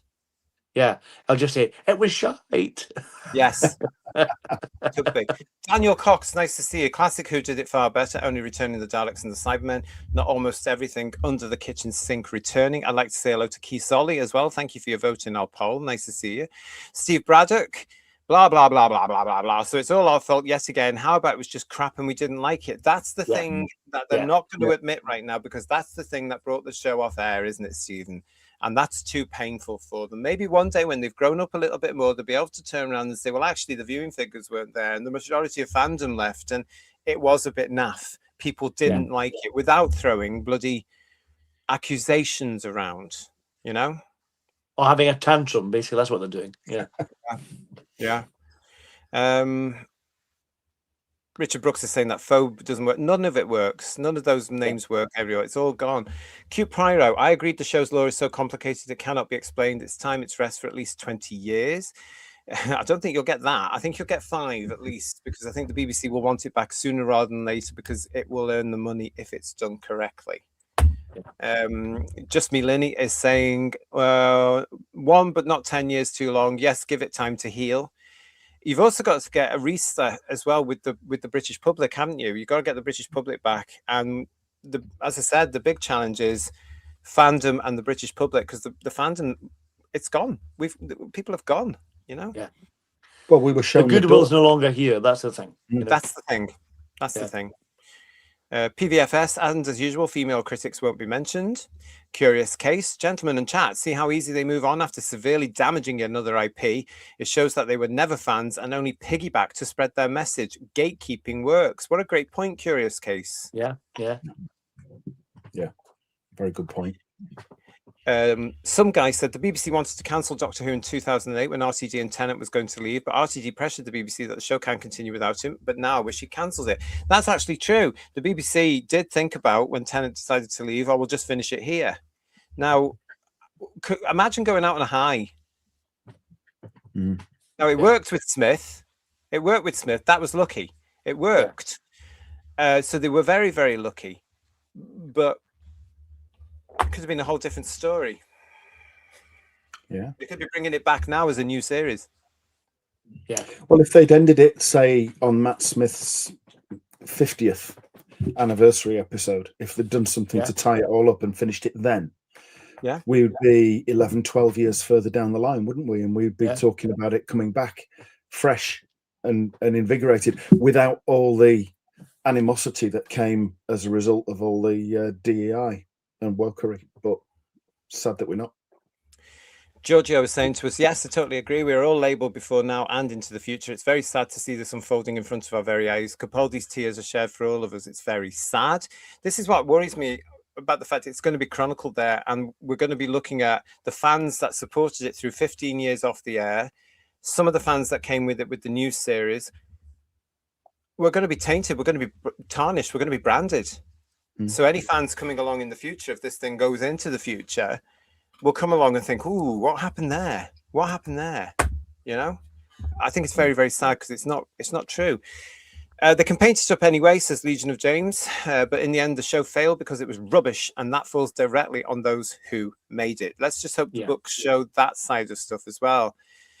Space Peninsula saying, I slightly disagree with the writer blaming Moffat. There were 2 showrunners after him who could have course corrected but didn't. He made mistakes, but the show limped on and decided not to change. It's true. I think he stayed too long, personally. I agree with that. I also think you can't possibly produce more than one show at a time. That's just too difficult, you know. And he needs to learn to wrap up a storyline as well, which he rarely, if ever, did. He couldn't do that because his 2-parters were bloody awful. Like RTD. Sea Devil Sushi, nice to see you. I guess diversity must mean you can't admit when you're wrong. Yeah, absolutely. Oh, goodness me. Lots of you with us in the chat. Really, really appreciate it. Thank you. Aurum is with us saying the wider context is that a growing section of the public outright hate the BBC and would like to see it closed down or sold off. That is true. That is very, very true. A lot of the public are just not tolerating the BBC at all now. Atherstone 55. I'm running an hour behind. Blame the pub. Loving the show though. I hope you've had a nice time. Welcome. There was more coming along about this particular subject, of course. I want to take you now to this particular article, which is from the Metro. This particular one here. Sorry, that's not the Metro. This one from Cultbox, which is Doctor Who, the BBC's months-long lie of omission. The BBC knew for months that there would be no 2026 Doctor Who Christmas special without releasing this information, causing Doctor Who fans nearly half a year of false hope and contention. In November 2025, the Radio Times asked RTD whether or not... no, hold on, let me start again. In November 2025, Radio Times asked RTD, so it's not me, it's them, whether he started writing the special, and this was his reply. Not at the moment, because I'm busy on the war between the land and the fish thing. I'm also shooting Tippy Toey in Manchester, so next year my plate clears and we'll get to work on that. On the 5th of December 2025, BBC Newsbeat reported that RTD said, we haven't even started work on it yet, the Christmas episode. I know what happens, but I better write it down soon in case I get run over by a bus. Newsbeat further reported that RTD told them that he shared his plan with BBC bosses, leaving them with, quote, jaws agape, loving it. Does this ring bells? Liar, bums on fire. Yeah. Since the war between the land and the sea transmitted in December 2025 and Tippy Toey Rap filming in December 2025, that arguably left RTD a free slate in January 2026 to write the Doctor Who Christmas special. According to RTD's Instagram of the 10th of June 26, he had never written a script for the special. Additionally, he defied skeptics to come up with proof that a script was ever written. Since his admission that he had never penned a script which he had previously promised to write is not the most notable of revelations. I'm inclined to believe the plans he had in his head were never completely typed out.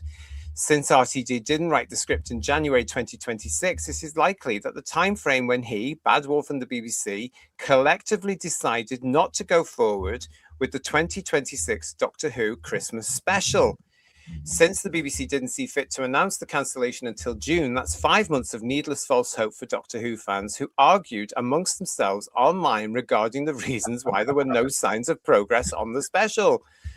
The most telling early signs that something was amiss was that Bad Wolf never set up a private limited company for the purposes of television programme production activities for the Doctor Who Christmas special.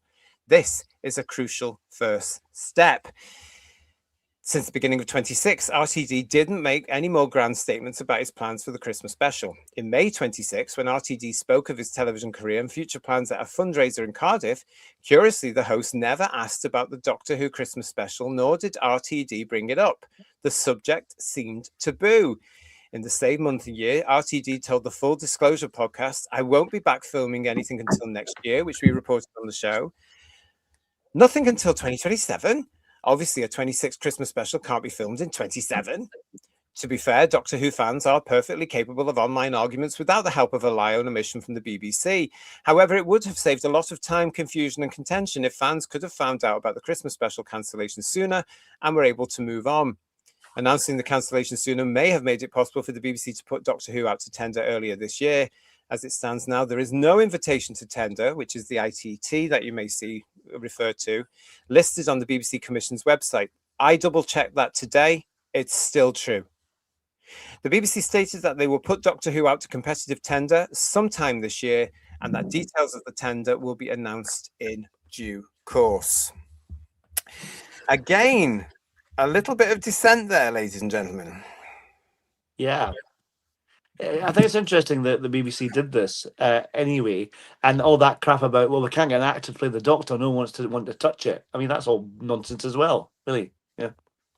I think they realised exactly how badly received Gatwa's second series was, that it didn't in the slightest way pick up from the first. It carried on the decline. How crazily it finished. How naff his script was for Christmas, and they decided they couldn't have any more, so they've concocted this as a mutual saving of face. I don't believe a word of it. Yeah. It's And we knew, JT, it was cancelled well over a year ago on this channel. All those spineless bedwetting melts that loved all the Gatwa stuff that are now inconsolable that the Christmas special was cancelled. They should have just got their news from Who's Views, and then they would have realised over a year ago it was cancelled and it wasn't coming back. But no. A lot of you in the chat can see the inconsistencies. I'm going to say, I'm going to be polite for once because I'm happy. I'm happy the show's off air. I'm happy, so I'm going to be polite. You're getting a polite JT this evening with this nonsense because it is, isn't it? And it's interesting, this article, because we've got all the stuff here to prove it. Of course, Popcorn Power spoiler: RTD's plan that the BBC head honchos loved ended with the new Doctor settling into becoming a disabled black transgender lesbian in a wheelchair who hates white men. Yes, that's probably very true, Popcorn Power. But yeah, I mean, we've had this. We've chronicled it on our show. 1 minute the writing is special. It's all there. We've got it there. You can go back and look at the records. You know, you can look at our headlines from last year, what they were saying right up to the end of the year, what they were saying at the beginning of the year. This article is right from Cultbox. It's right. But did you see, ladies and gentlemen, boys and girls, did you see this very weekend? Now, I don't usually refer to this thing, but this thing made me laugh, and I sent it to the guys. Plot details to scrap 2026 Xmas special revealed in a possible leak from this thing called Reddit. Now, I don't know what that is. I don't look at this usually, but this thing came up on my notices, or whatever you call them, and it made me laugh. And I had to send it to you guys, didn't I? Yeah. And it's ridiculous. So let's run through this together with some of the points of what could have been on the special for Christmas 2026, shall we, everybody? This is what they were talking about. Bearing in mind, this is... I don't even know what Reddit is. Is it a website? It's not a news source. It's not news. It's a leak website. Yeah. And apparently they have got some leaks right. So this one is phenomenally bad. Yeah, really. Let's go through it together. The BBC and Bad Wolf Productions, in consultation with RTD, decided in January not to proceed the proposed Christmas special. Yeah, we all know that. But an initial early draft was completed. However, it remained at a very early draft stage and was never developed further. RTD, by the way, I know you're watching us, love. If you want to come on and talk about this, whosviewsone@gmail.com. You know the email. You've had several emails from me over the last couple of years. You know the email. Okay. While the BBC responded positively to the concept, the decision to put the series out to tender, coupled with RTD's planned departure from the programme, led the BBC to conclude that producing a standalone Christmas special would not represent a viable financial investment. This was despite the story's potential to provide additional closure for several narrative threads established during the Davies era. The story would have centred on the Doctor investigating a distress signal originating from a frozen human colony whilst orbiting a dying star. I hope you're all sitting down for this, by the way, in the audience. It sounds exciting already, doesn't it? I know, I'm thrilled already. Yeah. Residents of the village colony had begun experiencing apparitions of deceased loved ones, with many being mysteriously drawn into the surrounding snowfields. The production was designed with a relatively modest visual effects footprint because they haven't got any money. With the majority of sequences capable of being filmed on existing studio sound stages, majority of the episode would have only required a village set. Would have also been some small cute creatures of some kind that also inhabited the village that would have also required CGI. It goes on to say, this is all rumor, this is all speculation, let's keep pushing that, but I thought it was funny. A central plot element involved the colony's leader refusing to acknowledge the growing crisis or take meaningful action to protect the population. Upon the arrival of the 16th Doctor, goodness me, 16 of them, it would have been revealed that he had previously encountered a young Rose Tyler. The Doctor's regenerated appearance had effectively been chosen to enable her to play a pivotal role in saving the colony.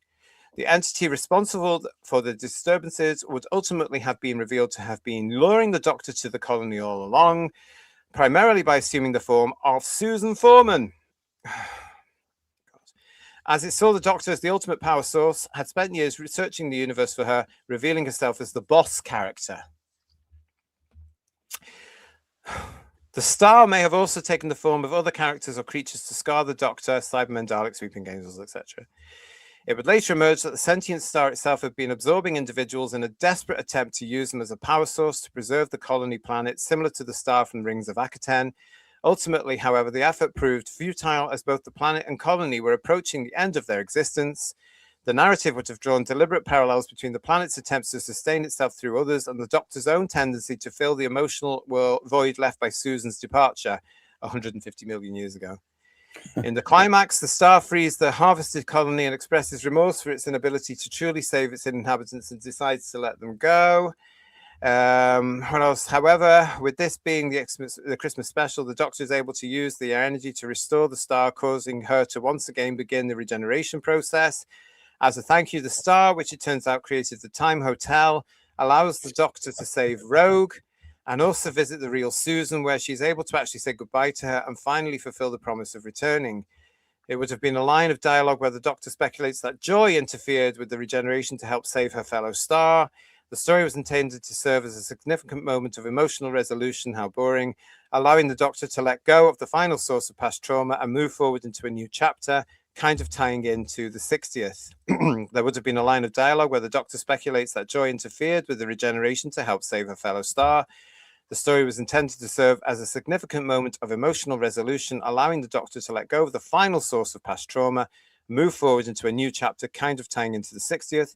No actual Daleks, no 14. It would have been no 14. Oh, no Incarnation 14. And it would have been a rather self-contained festive story to wrap the era up.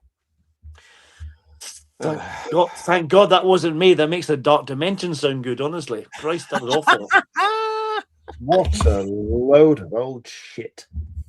Yes. Answering questions that absolutely nobody's asking. Yeah, no one gets a flying F about. Yeah, exactly. Yeah. So, yeah. Let's get into the chat, because your responses, and from what I can see in the chat already, is typical of what happened on this site Reddit, with the majority of fans turning around saying, thank God they didn't go for it then, because it's just ridiculous. We've got sounds boring, says Lee Smith. Lex is joining us saying it sounds boring Christmas, but in other news, fantastic review show last night. Many thanks. You're very welcome, Lex. Yeah, we enjoyed ourselves last night. Star Trek 6 we reviewed last night. Star Trek 7 Generations this Saturday. Maze 4. 6 out of 10 from me. Too many regenerations, says Maze 4, tying in with what Capaldi and what we've all been saying. Sadeko is saying, I guess it'd be a better ending than what we've got. Oh, really? God, it's his own fault for putting Billy Piper in the end of it, for whatever reason he did that for. We've got Sentient Tenant Star, says Richard Brooks, which sounds like a drink.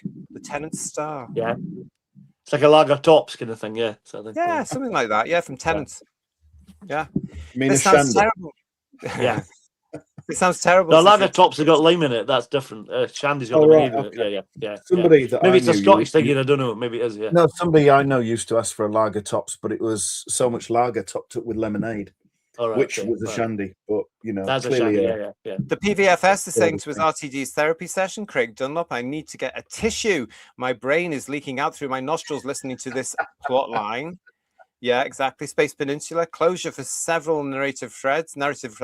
He couldn't do that in 2 seasons. Are we meant to believe he could manage that in an hour-long special? They say miracles happen at Christmas, but come on. What was I saying at the beginning of the year, everybody? There's a hell of a lot to do in only 60 minutes. They can't really do it. Yeah. Matthew Pounder is saying that it sounds like Army of Ghosts meets Time of the Doctor. I got that impression as well, Matthew. Yeah, absolutely. I could just see it in my head, the village and everything, can't you? Yes. I'm so glad they didn't go through it. Oh, please, says you, Robert Payne. The Doctor is not emotionally wrecked and disturbed. To any new production company, please bear that in mind. That's not the Doctor. We want the Doctor. We want the confident scientist that he is. Legion of James. So a Christmas episode full of MacGuffins, member berries, and zero substance. You know, it sounds like it could actually be an RTD leaked script, actually. And don't forget, of course, that Murray Gold said there were 6 versions of it. We reported that as well, don't Never we? trust him again, that's for sure. Yeah. Bless him. Bless him. Bless him. I wonder what he's going to do next. Marine Boy, nice to see you. RTD did say that one of his clues to the Christmas episode was the word village, so maybe the Reddit post was true. God help us. He did say, and he get the 3 words, which are completely forgotten, but you're absolutely right. One of them was village. This isn't a leak, says R. Pete Harrington. It's diarrhea. Richard Brooks. Thank goodness this was never made if this rumor is true. And John Roberts coming up on the end of that. That outline feels like utter shit that RTD would have come up with. Digby. So the Doctor's adventures from the Dalek invasion of Earth are just an elaborate attempt to cope with an empty nest. I mean, all that stuff with Susan was utter nonsense, wasn't it? Yeah. Utter nonsense. Someone's fanfic got leaked, says Funky. RTDs. Hello, Phil Roy. How are you, mate? I must email you in the week. I don't normally drink on Christmas Day, but I think I'd need a lot of alcohol to digest that after a big meal. Philip Shaw saying, yeah, it sounds a bit fan wankery to me. Totally. And Mark Greaves, thank you for your super chat. After hearing that story, I'm now going to find the dog who bit me this time to go for my throat. No, don't do that. Farsight is saying, what a load of cobblers. Sea Devil Sushi, when your show is so woke that Disney won't stay with it, maybe you should quit doing television. Yeah. Merry Christmas from Scott Andrew Brass. It's too early for the C word. Use other ones instead. Yeah. No, but it would have been, wouldn't it, really? There you go. And Sheila be in the devotion saying, oh, sorry, excuse me, I nodded off there. Very easy to do. It's very difficult to read out as well. Rocking Terry Lee, you could find a better plot in a Christmas cracker. Yeah, just hidden history and the holy. Well, that is crap. So it's probably true. PB is with us, saying to us, I don't believe a word of it. And Connor Sullivan is saying, who was the boss? Well, according to that Reddit leak rumor, Susan, who was a star. It was an entity pretending it was Susan. Yeah. So that Susan you would have seen in series 2 wasn't the real Susan. It was the link into the. And why had it aged? Yeah. Yeah. Why did she age? Yeah. Why was she not Susan? Yeah. Lex, thank you for your super chat. Obi goes his yearly jab and checkup tomorrow at 5 p.m. Oh, the Obi is, of course, Lex's rabbit, who's a Who's Views fan. So hopefully he's all right tomorrow, Lex. Let me know, will you? Let me know. Bless him. He's a lovely little bunny rabbit. And we've got Chris Graham. If Susan was going to be the Christmas special, it should have included the Daleks, and that would tie into when Susan was originally left. Yeah. It would have been Carol Ann Ford playing this entity, this star. If these are true, I'm saying again, it's from Reddit, and I don't usually go to that stuff, but this made me laugh, and I just thought, what a load of old bum this would have been on Christmas night on BBC One, on a cheap budget as well, And if the BBC were agog by this, they're easily impressed, clearly, obviously. Oh, yeah. We've got Doctor Who 1963. He's never closed a narrative thread in his life. All he's done is open parallel universes and make multiples of the Doctor. And John Henson saying, big Finish story with Peter Davison. Yeah, it's all coming up. It's all coming up, isn't it? But this is where we're at now. This is what's happening, these sorts of things. And that hasn't been picked up yet, Rod, by anybody in the press. It could be a matter of time, Rod. It could be happening. You never ever know. But he's probably still laughing, JT. He's probably still having a right old chuckle, is Rod. Oh, probably. Yeah. I'll tell you somebody that wasn't having a chuckle this week. We had a lot of people coming out to try and placate the fans, didn't we? An awful lot of people. And one of those people was Alex Kingston, River Song herself, who in the Oxford Mail said, Alex Kingston says Doctor Who cancellation is devastating. Bit of a misleading headline when you look at the story, because it goes on to say in their interview, Miss Kingston sat down for an exclusive chat with the Oxford Mail yesterday, Thursday, June the 18th, ahead of the OUH Staff Recognition Awards 2026. Discussing the recent Doctor Who bombshell news, the 63-year-old said, who knows what's going to happen now that this has been the sort of official announcement. It's sort of been put on ice. Let's just say that it's just been put on ice and it's been saved like River Song was. I know that's going to be devastating for the fans because it's just one of those incredibly enduring shows. It's part of English culture like royalty and scones. We have this huge fan base all over the world and they will be massively disappointed. But they are so unbelievably loyal that they will watch replays and listen to the audio stories, which we are keeping it alive with. I think that's going to be where the fans will kind of continue that connection. Again, she's talking about those that haven't been in this situation before. It's not going to be the same, Alex. Yeah, it's not at all. I don't know. It's all a bit weird at the moment, isn't it? Really. Yeah. I don't know. I don't know what to make of that. I mean, we've had other people coming out saying, Caroline Ford herself said, it'll come back. Don't worry. It's been planned in a sort of way, I think, as well, because I think they realize the monsters, the monster of the fandom they've created here, that we're going to have the breakdowns. As I said ages ago, when this thing is announced as coming off the air, they will have hissy fits, and that's by God what they've had.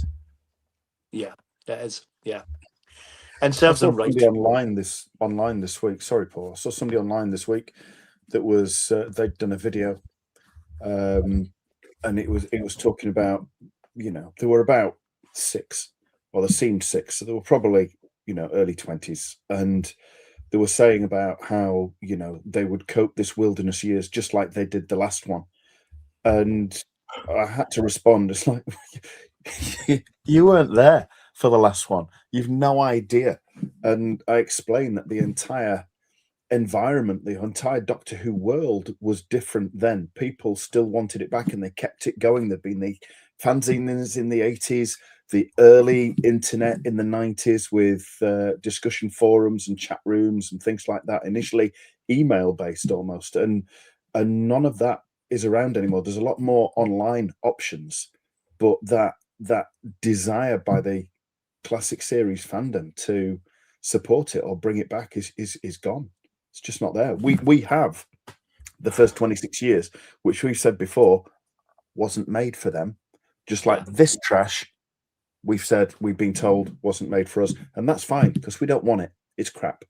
Certainly from the end of Capaldi's time, it wasn't being made for us. And then they came out and were honest when Whittaker came along and Chibnall came along and said, no, it's not for you. So everybody left. I mean, it's a big point. We're going to have to keep reiterating the fact this is not going to be the same. We're not looking at 15 years off the air, by the way, for those of you who are genuinely worried about this. It's not going to be that. I give it 5 tops. I give it 5 tops. I reckon it'll be back by 2030. Like you said, the BBC want to make money from it. And if they're struggling, this is an IP they want to keep to try and get revenue coming in. But they have to make Doctor Who again. Otherwise, it's going to fail again. Yeah.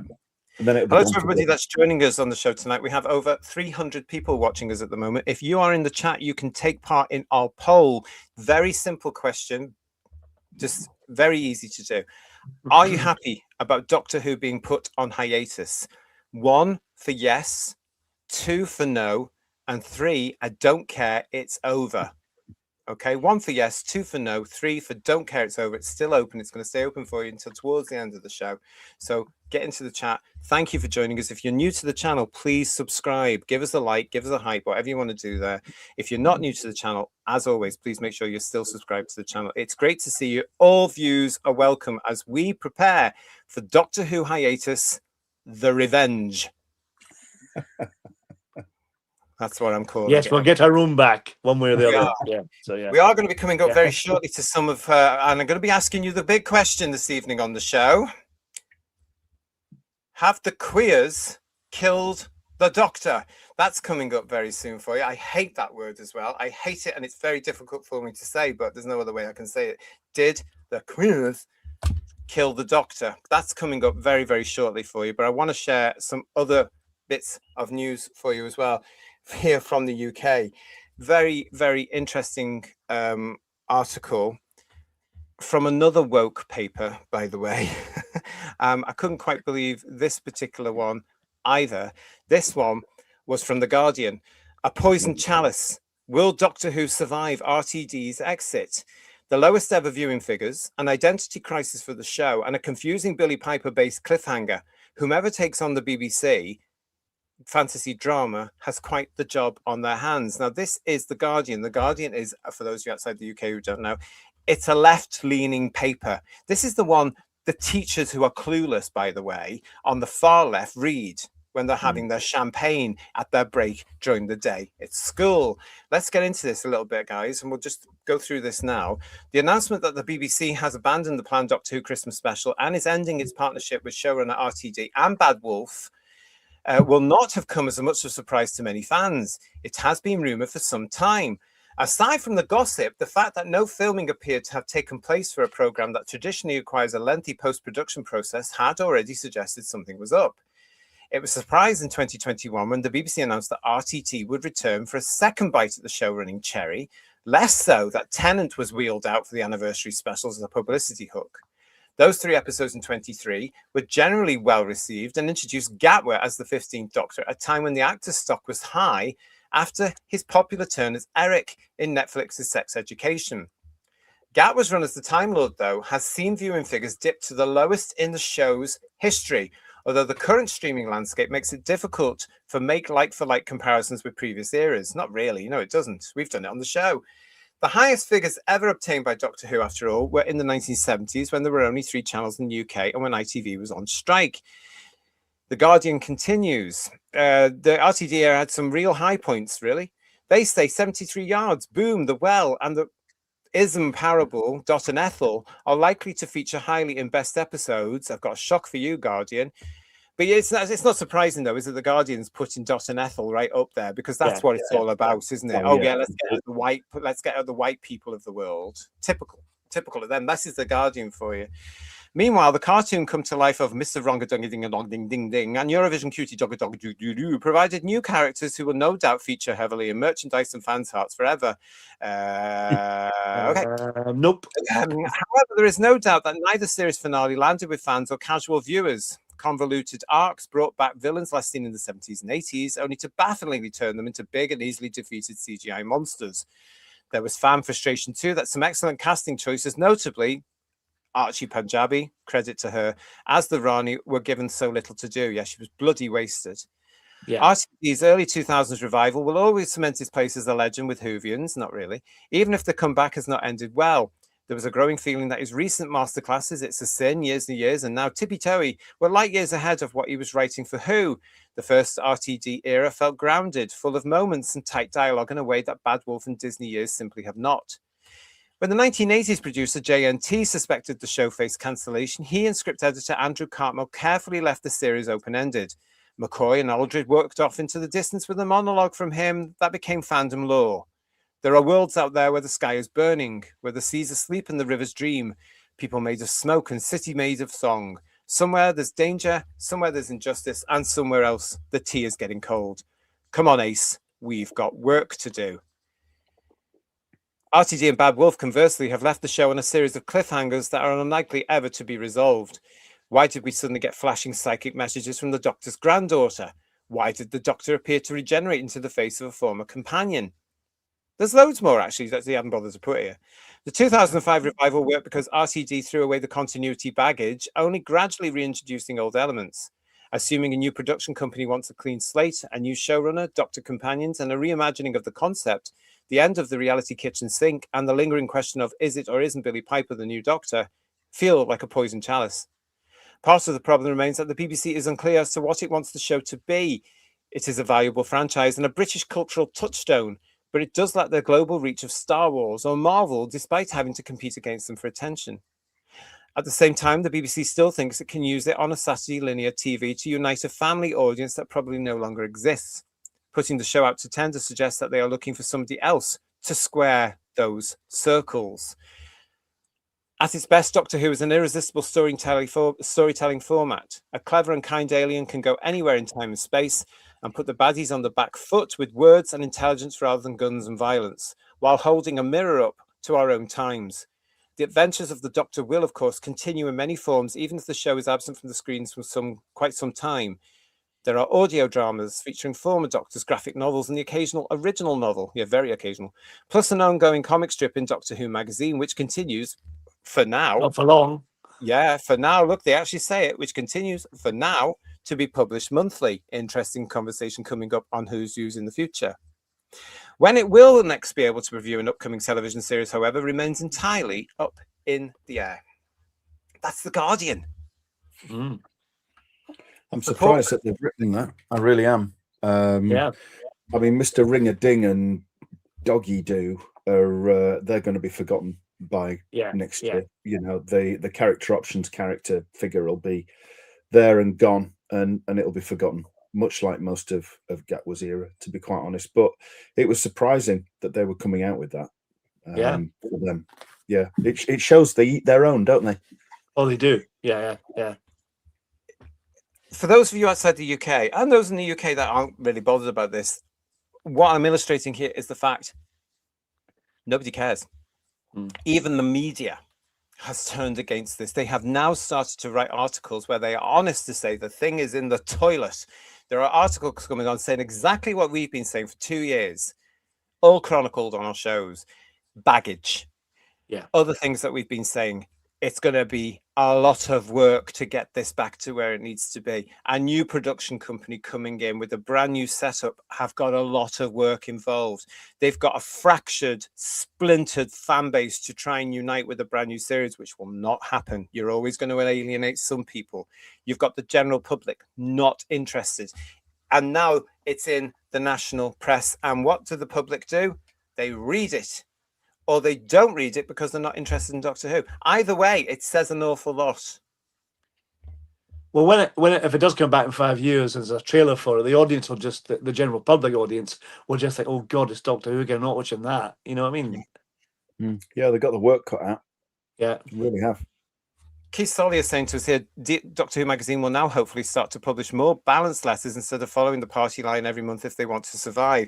Doctor Who magazine will have to adapt or die. Yeah, I think it's too late, JT. I think you're probably right, Ian. They've pinned their colours to that particular. They've pinned their multicolours to that particular mast for way too long, and they'd done that before even Whittaker. To be fair, it was strongly in the grip of crystal meth for a long time. True. And and fast forward, and BC. Yeah. I think they've blown it. To be quite honest.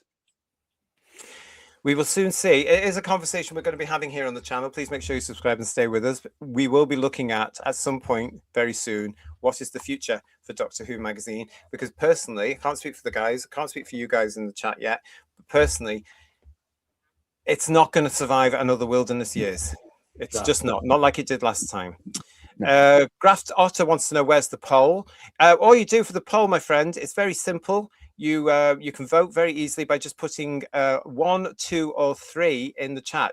The question is, are you happy about Doctor Who being put on hiatus? In the chat, you just put 1 for yes, you put 2 for no, or you put 3 for I don't care, it's over. Okay, into the chat where you've just been there. Thank you very much. Just pop it in. It'll come back like a bad smell, says Matthew Pounder. And Cute Pyro. When you remove the British elements and say the British are not wanted, then complain when the British left. I think they... Hello, Thundercats Ho. Nice to see you, Thundercats Ho. Hello, welcome. Sorry, Ian. No, it's all right. They could... Thinking about it, you know, if they leave it for 5 years and try and come back as a series, which would be the best way as a series? I think it'll be a little bit too toxic for them. I think what they probably need to do is precede a series with maybe a 1.5 hour mid-evening proper time serious TV film, you know, like they do those dramas, don't they, for an hour and a half or whatever. 60 minutes not enough, it needs to be an hour and a half or something like that, a proper in-depth gritty Doctor Who story that actually gets people's attention and they follow it up with a series, that might work. Just coming in with a series, I don't think he'll do it even after 5 years. Really. Yeah. There's a lot that's out there, isn't there? There's a lot that could happen with this. This is great for us here on Whose Views, because we've got lots of ideas about conversations to be had. So please stay with us, because we want you to come and join us for the conversations. Where can the future for Doctor Who go? Is there a future for Doctor Who? It's so exciting right now. We've got lots coming up for you. So please come and join us. Funky, thank you for your super chat. Some may say resurrection of the wilderness. Maybe. I think what they need to do, whatever they do, have to move away from all this Billy Piper crap, because that's just nonsense, you know? Yeah, they've got to lay Rose to rest now. Yeah. Can you who completely ignore it and ignore a lot of the classic, to be quite honest, keep the core elements and ignore the rest. I'm really excited. I hope you guys are too out there in the chat. We've got a lot of good discussions coming up about this. Please stay with us. We're going to let you know when we're going to start them all. But one of the ones we will be talking about is Doctor Who magazine. Does Doctor Who magazine have a future? Lots of stuff. So yeah, we're going to get all that out to you. And they say, what can you do when Doctor Who's off the air? Watch us fly. Watch us fly, I tell you. Right, now it's the big question. And at this point, I want to remind you all that I am a homosexual man. Because Never. I am about to commit heresy. Because I am calling out the TQ cult. Those of you who are new to the channel may not be aware of this, but I believe in LGB without the TQ. One of the big cheerleaders of the TQ over the last few years has indeed been RTD. And I don't know if you know this, but he's written a new book. It was announced, strangely, this week. But he's also gone on record with this from the Huffington Post. Now, I don't know if you know about this, but the Huffington Post is one of these very, very, very far left-leaning pieces of crap, basically. I'm sorry, but it is. It's awful. And it's very biased. And it will call somebody like me phobist okay, because my opinion will not tally with theirs and I will not bend the knee to them. But look at this. This is a sign of hypocrisy in my eyes, everybody. RTD opens up about facing online hate over a trans Doctor Who character. Oh, really? Let's get into the article. RTD recently reflected on the highs and lows of his second tenure on Doctor Who as Doctor Who's showrunner.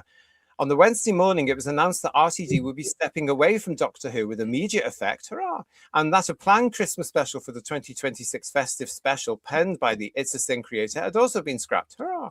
The announcement came at a time when RTD had been receiving acclaim for the new Channel 4 drama Tippy Toey, which explored themes of online radicalization, misinformation, and the rise of hate against the LGBTQ+ people in recent years. Promoting the show weeks before the news of his exit from the sci-fi series was confirmed. Russell opened up about being exposed to some of these themes himself after rejoining Doctor Who in 2023.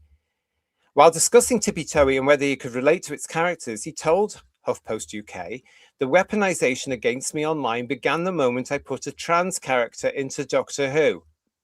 RTD explained that the backlash against him personally began then, on that date, when it was first announced he'd be introducing a transgender character into the long-running series. And it has never stopped, he continued, before quickly adding, with lunatics and idiots. I mean, there is no measure of their lack of intelligence, but that is now crossing over into the real world. That's the scary thing. The increase in anti-trans rhetoric and, I'm going to add at this point, alleged hate crimes against trans people in the last few years has been well documented, with a report by the advocacy group Transsexual UK, no bias there, earlier this year indicating that around 99% of trans people surveyed said that negative media coverage of the transgender community had impacted their mental health. Last year, the screenwriter brushed off the suggestion that Doctor Who has become more woke since his return. He told the BBC there are online warriors accusing of diversity and wokeness and involving messages and issues. We're guilty of that. I have no time for this. I don't have a second to bear it, because what you might call diversity, I just call an open door. Announcing his exit on Wednesday, he said he was as excited as anyone to see what comes next for the show, which is being put out to competitive tender this year.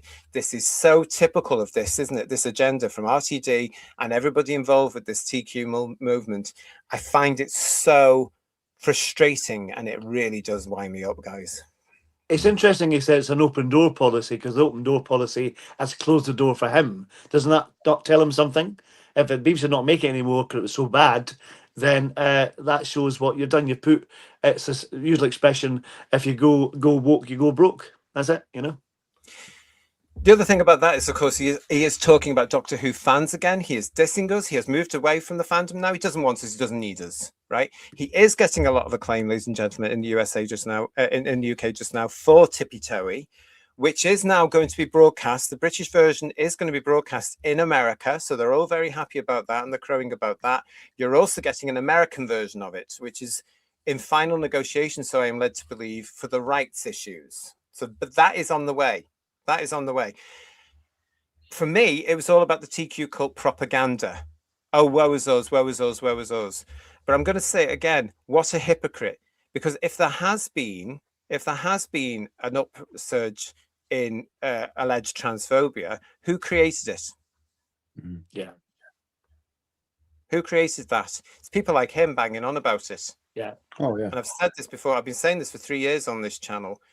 And then suddenly, now, the other thing about this when it comes, guys, to the fact that he's getting at Doctor Who fans here, it wasn't the fact there was a trans character in the show. And he conveniently forgets there's been one beforehand in the Moffat era, and none of us blinked.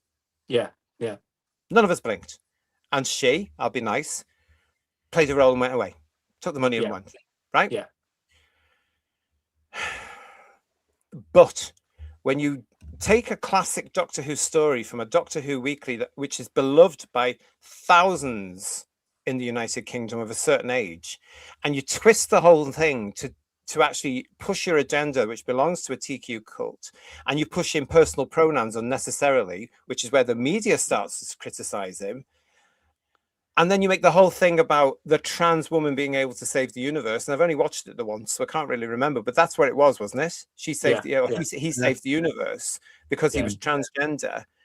That's where the criticism, not the hate, guys, the criticism, including from us, came in. And he has deliberately said it was hate. I mean, it's hugely contrived. I mean, I know it's science fiction, but even then, you know, it's hugely contrived, you know? It was enforced. It was absolutely enforced. It was absolutely nonsense. But the fact is, he's gone around and said the criticism from online warriors like us, because we are very much in part of that, very proud to be, by the way, you absolutely vile man. But it's a case of, oh, it's hate. Oh, it's hate. It's hate. We're a victim of this. We're a victim of this. I'm going to write a drama about it and earn millions, which is exactly what he did. And it's all because people like him were pushing this agenda that trans women are women and trans men are men, which they aren't. And because people weren't going the way that they wanted them to through their dictates and their ideologies, he decided that was hate and he got back at them. Do you know what I mean? You listen to the things that he was saying in various awards ceremonies when he was doing speeches. His speeches were riddled with hate. Yeah. Absolutely riddled with hate. He's the one that's been spouting it. And we've said before, he talks about situations that he actually creates. And then he rails against the situations that he's created and tries to paint himself as a savior. He's an absolute fraud, I think. An absolute fraud. He's a manipulator. He's, as Lantern Universe is saying to us here, they love playing a victim. They absolutely do. When you are trying to discuss these things, they'll when they suddenly realize that they can't win an argument, they'll turn on you and they'll call you names, trying to shut you down. Own it. Just own it and say, yes, so I am. But back to the point I was making, because they can't. What they push is lie. It's lies, lies, lies. You know. And they go bang on about this. I mean, I keep saying them to them recently. You know, they keep saying that trans women, you know, this whole protect the doll crap that you will see people like David Tennant wearing t-shirts for. That's the man you're talking about. The dolls you're talking about is a trans woman who is a man. That man has more strength than a woman, a biological, a proper woman. He doesn't need protecting. It's the woman that needs protecting. You know, because that's a man. And he's faster, he's stronger, and he still has a male temperament. Let's put that out there. I'm getting really frustrated with him. People feeling unsafe and actual attacks are two different things, says Richard Brown. Yes, you're absolutely right. I mean, who feels safe in the world the way it is now. Every single day in the United Kingdom, I'm not feeling as safe as I did 10 years ago, because any minute now I'm expecting bloody Putin through the door because we can't stop him. Do you know what I mean? There's so much going on. You know, the threat of the police knocking on your door for having an opinion, that's very real in the United Kingdom. And what he calls a quote, I call gaslighting, says Craig Dunlop, with that fabulous picture there of the robot K1. Look at that. That's a fab brilliant. picture. Oh, Craig. nice. Yeah. What else? Yeah, Richard Brooks. Yeah, I agree with you on that one. It just gets to me about all this. He's off again, and again, it's going to go down in the history books. The Doctor Who fans got a Jodie Whittaker. The Doctor Who fans got the trans character. Doctor Who fans got a no. There were reasons behind it. They never look at the proper picture. The reason that people criticized your episode, your version of the Starbeat, because it was crap. It was absolute crap compared to the comic strip. It was far superior. You know, far superior. TARDIS 1963. Hello, love. How are you? The backlash began with his revisionism of Davros, who, according to RTD2, was offensive to disabled people in wheelchairs, and everyone at Bad Wolf agreed with him completely. Yeah. That's right. We recovered it. Saying nobody dared disagree with him. Yeah. So but also, do you remember, Ian? He was also saying that some of the younger ones there in Bad Wolf were saying, "Oh, you can't really do that," and he went with them. He didn't sit down and explain. Well, this is a character from this is a legacy character, and he was crippled and blah blah blah blah. He just went, "Oh, right, okay." Virtue signaling, far left, DEI obsessed nonsense. Why you bother doing it anyway if he wasn't going to use him? He never used him, so why bother bringing him back at all? Just forget him. Don't bring him back. I think he didn't use him again, Paul, for the simple reason the backlash was intense. Right. Yeah. Because I think they had every intention of bringing, what's the actor's name? Julian Bleach. Yeah. I think they had every intention of casting Julian Bleach in Gatwa's first or second series as Davros, walking, talking, but the backlash was so intense he chickened out. Yeah. I swear, that's my theory. That wouldn't surprise me. Wouldn't surprise me. Because remember, he did say, that's how Davros is now. That's how you will see him now. Yeah. What was his lived experience, though, of how disabled people felt about Davros? Because Daniel, Scottish Davros, loves Davros. Yeah. And he's a wheelchair user, and he doesn't feel offended by it at all. No. But does he get a say in it? No. You've got some pompous Welsh prat that decides he speaks for people like Daniel. Yeah. And he doesn't. He's wrong. Yeah, it's exactly that. And it was all very, very, very a shock to them, I think. I think when they suddenly realized, oh, what we've done here, because don't forget, these people are dictators. The far left are dictators. You will obey our dictate. You will obey our ideologies. You will address us the way we want to. We will compel your speech. You will do what we want. You will not use X because it's a hate site when actually it's free speech. They don't like that. We will not serve you because we do not agree with you. So get out of our pub, get out of our shop, you know, whatever. Take your business elsewhere. Pathetic generation of kids. Curious Case is saying, I'm a member of an institution that until the 90s was forbidden to join and be gay. I myself am straight. I've done 20 plus years. Most people aren't like RTD pretends they are. I would say all people, but people are now being pushed, I think, Curious Case, to the very limit. And I think people are now starting to snap, quite frankly, in our country, in Britain anyway. Some guy saying RTD is going to write for the new Who CBB show now because he cannot write for normal Doctor Who. Please don't. Don't let him anywhere near that. Matt Enspiel, what he did to the Star Beast was criminal, and it's not just the inclusion of a trans woman or who's the man and all the guff around that. I.e., the Sonic Shield was an eye roll moment, dreadful stuff. I can't remember it. I just remember thinking when I was watching it at the time, this is not what I expected. It's not going where I wanted it to go. And it's not the comic strip I remember, you know. The only thing they got around is mentioned in the chat, the visuals of the Meep and the Wrath Warriors was great. They were fantastic. Yeah, they were fantastic.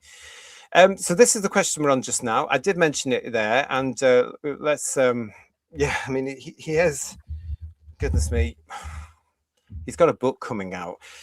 Isn't it great timing for this? RTD announces exciting new project just days after Doctor Who departure confirmed, said the Radio Times. It's been a rather eventful month for the prolific screenwriter. The article goes on to say RTD has revealed that he'll be chronicling his television career in a new book due out later this year, just days after he announces his sudden departure from the show. The prolific screenwriter has caused quite a stir recently, owing both to his provocative LGBTQ++ drama Tippy Toey, and is leaving the TARDIS with a giant unresolved cliffhanger. Now he's set to generate even more discourse with a memoir taking fans behind the scenes of his most iconic works, titled The Queerest of Folk, A Life in Television, in a nod to the 1999 drama that took his career to a whole new level. In an Instagram post announcing the existence of the book, RTD said it would contain lots of fun, some gossip, stories of shows never made, and I hope insight into the day-to-day life of writing for TV. He added the shows, the people, the job itself, from CBBC to the golden days of Granada in the 90s, then How Queer as Folk Changed My Life, Doctor Who, twice, all the way up to Tippy Toey. The book was written in collaboration with Heat journalist Boyd Hilton, who described the process as one of the joys of my life and declared RTD to be a literal and figurative giant of drama, TV drama. Oh dear. The two have known each other since the tumultuous launch of Queer as Folk 27 years ago. And for me, his subsequent extraordinary body of work is a unique achievement that demands to be celebrated.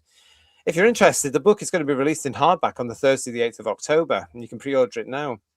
The synopsis, courtesy of Penguin, reads, "We're offered a glimpse into the imagination of one of Britain's most celebrated writers, where it is to feel the spark and flood and burn of ideas popping into your head, coupled with the day-to-day business of meetings and pitches, the frustrations and the hoots over a career that has spanned 5 decades. This is a memoir fizzing with a love for television and the power it has to draw us together in an increasingly fragmented world, blah, blah, blah. It seems likely that parts of the book on Doctor Who will be picked through with a fine-tooth comb by fans who are grappling for any morsel of information on the show's future and the events that led to its tender process. With the show now being put out for tender, it's possible that the next carriers of the Doctor Who flame will simply move on to a whole new era, as RTD himself did in 2005 by swapping Paul McGann for Christopher Eccleston." I can't wait. I'm That's going to pre-order. I'll be back in a minute. Assuming people will want to buy it, which I don't think they will, but it's the same as everything else, isn't it? Instead of talking about himself constantly, he's now writing about himself constantly. Does he need the money? He can't need the money, surely. Really? Yeah. He can't. No, he's about to get a couple more million from America, surely, for the rights to Tippy Toey. I mean, the guy's done very well out of rehashing the same story over and over and over again. Yeah, yeah. You know, he's done very, very well. And also, he seems to forget that the people that actually praise 1999's Queer as Folk here in the UK are people like me. Because it was novel, it was fresh at the time. It did say an awful lot. Did you see any trans characters in that, though? No, because they weren't there on the scene.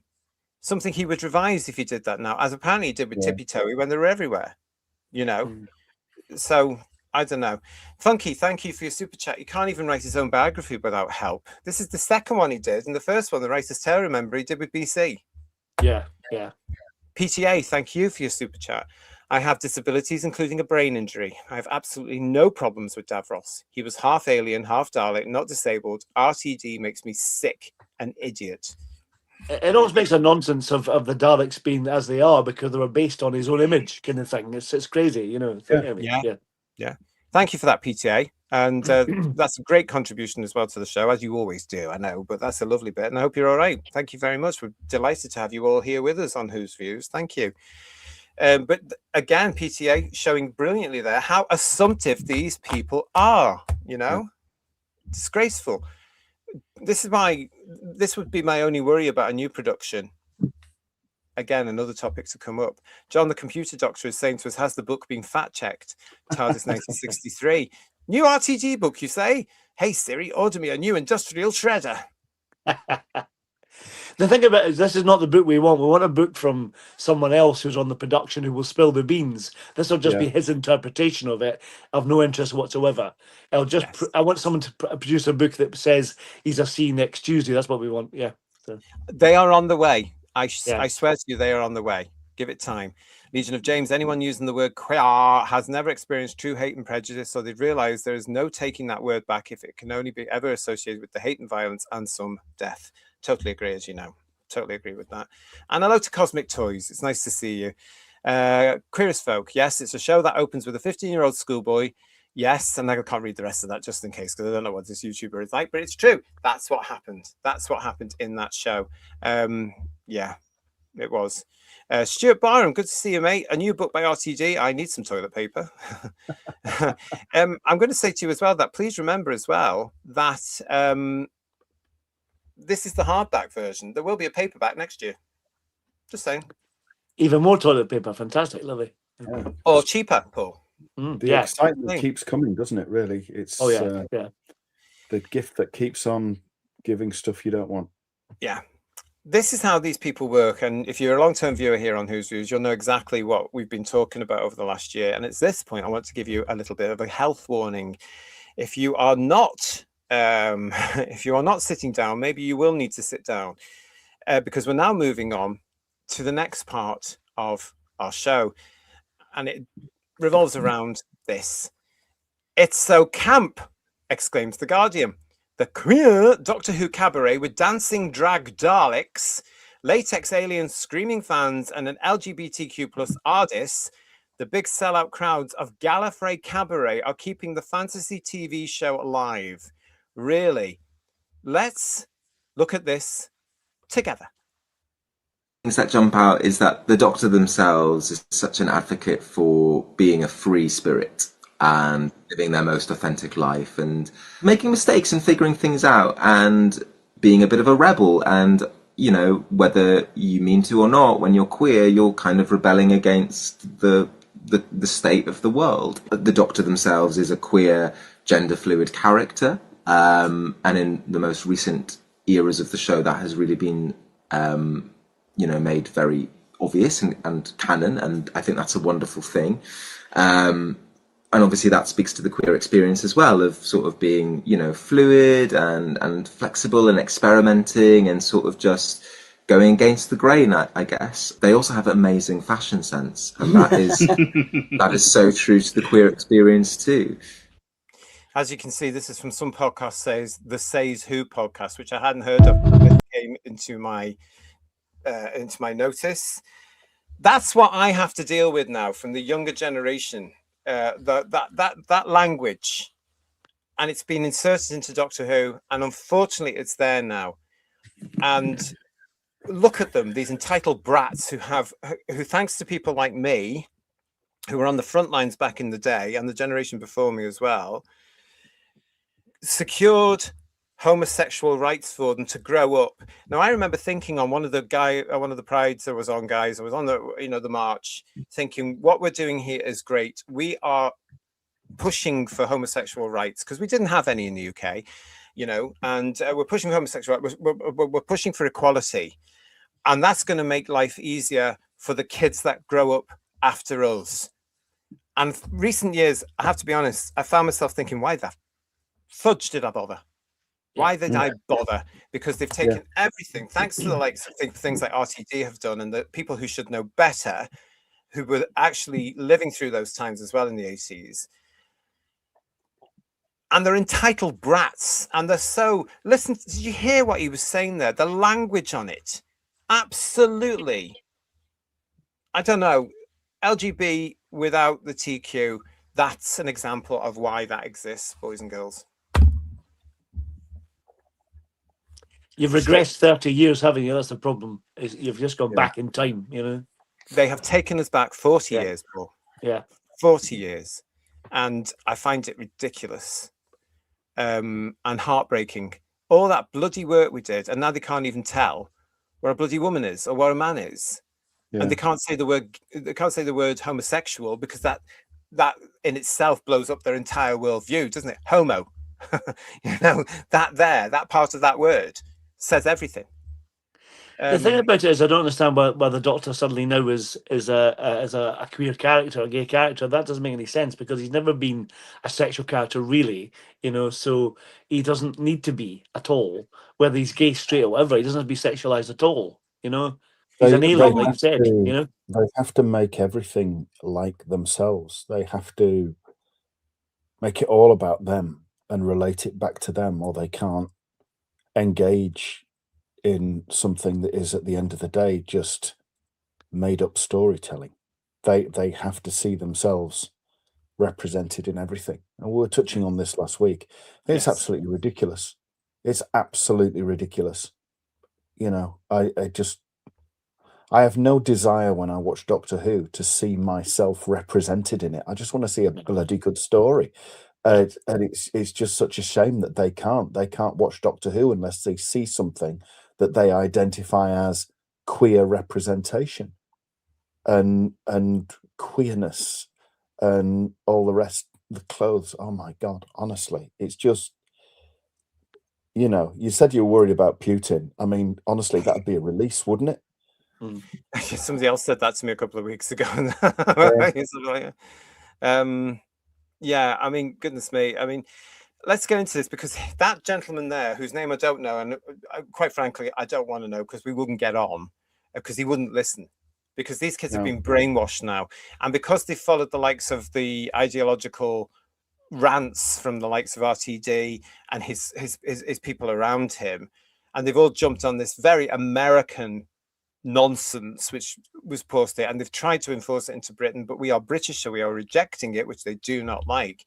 But these kids are absolutely insane, and they believe everything the TQ court has told them. And then they look at people like me who have experienced things, who saw things with my own eyes, and then they call me names and call me a liar. The same with Legion of James, the same with Problem Being, the same with TARDIS 1963. There are loads of us here, right? This is The Guardian with this whole drag type show. The atmosphere backstage at the Doctor Who thing, queer adults only cabaret night, is every bit as chaotic as you might imagine. Hairspray clouds air already thick with overlapping conversations between the drag kings and queens, singers and burlesque artists. In its midst is Rhys Connolly, who adjusts his ruffled shirt and rhinestone bow tie and turns to his fellow performers. This is a genuine question. Do you think these are too tight? He asks, gesturing to his black trousers. No, they're hot, replies cabaret all-rounder Marina Trench. The other acts agree, encouraging Connolly to give the audience what they want. He nods and looks to me with mock sincerity. This is community. This is what community looks like. Anyone with the slightest interest in Doctor Who will know that the show has had quite a week. After weeks of whispers, an official announcement came last Wednesday. Showrunner RTD and production company Bad Wolf are out, with the BBC cancelling the 2026 Christmas special and putting the franchise out to tender. Doctor Who is entering an undefined hiatus period. When it will next materialise remains unclear. Gallifrey Cabaret's social media presence, particularly on TikTok, that has allowed the team to reach their desired crowd of nostalgia-obsessed millennials and Doctor Who's powerful and expansive queer fan base. The gay sex jokes at this unofficial tribute night will be off-putting to some, but drag performers so far says that they're simply embracing Doctor Who's inherently queer side. For all its 18-plus content, this is a space where everyone is welcome. I don't think so somehow if I turned up. Connolly tells the crowd in his opening monologue, as long as you're not a see you next Tuesday, or for that matter, a child. Guess which one I would come into. Gallifrey Cabaret, or Gallicab, as the team called it, was Connolly's idea. His partner, Carrot, was supportive, but unsure if it could work. I was like, no one's going to come to this. They recall, here's the language again. This guy obviously says he's non-binary. I'll help him with that. You're not. You're a gay man. Own it. No one's going to come to this, he recalls, mid-costume change in a pair of flesh-coloured shorts and a bright red wig. Yet the first show at London's RVT in 2021 sold out weeks in advance, which never happens in cabaret, especially in queer cabaret carrot ads. He knew they were onto something special. Within 2 years, Gallifrey Cabaret had expanded, claiming the 700-plus seat Clapham Grand as its London base. Things really blew up in December 24, when, surprise, surprise, RTD himself came along to watch. I think we reported on that, guys. Yeah, we went did, along, we went along expecting fun, songs and hoots. What we didn't expect was so much joy, a community, a sharing, a safe space, RTD wrote on social media. Tonight, Connolly, with his tight-trousered take on Matt Smith's 11th Doctor, is the evening's compare. A natural host, he's unafraid to poke fun at himself and the audience of whatever this is. Neurodivergent queers in attendance. The pronoun jokes come thick and fast, affectionately and without malice. Shame. Carrot, meanwhile, is lip-syncing as two of the Doctor's ginger companions. First, the roleplay Karen Gillan's Amy Pond.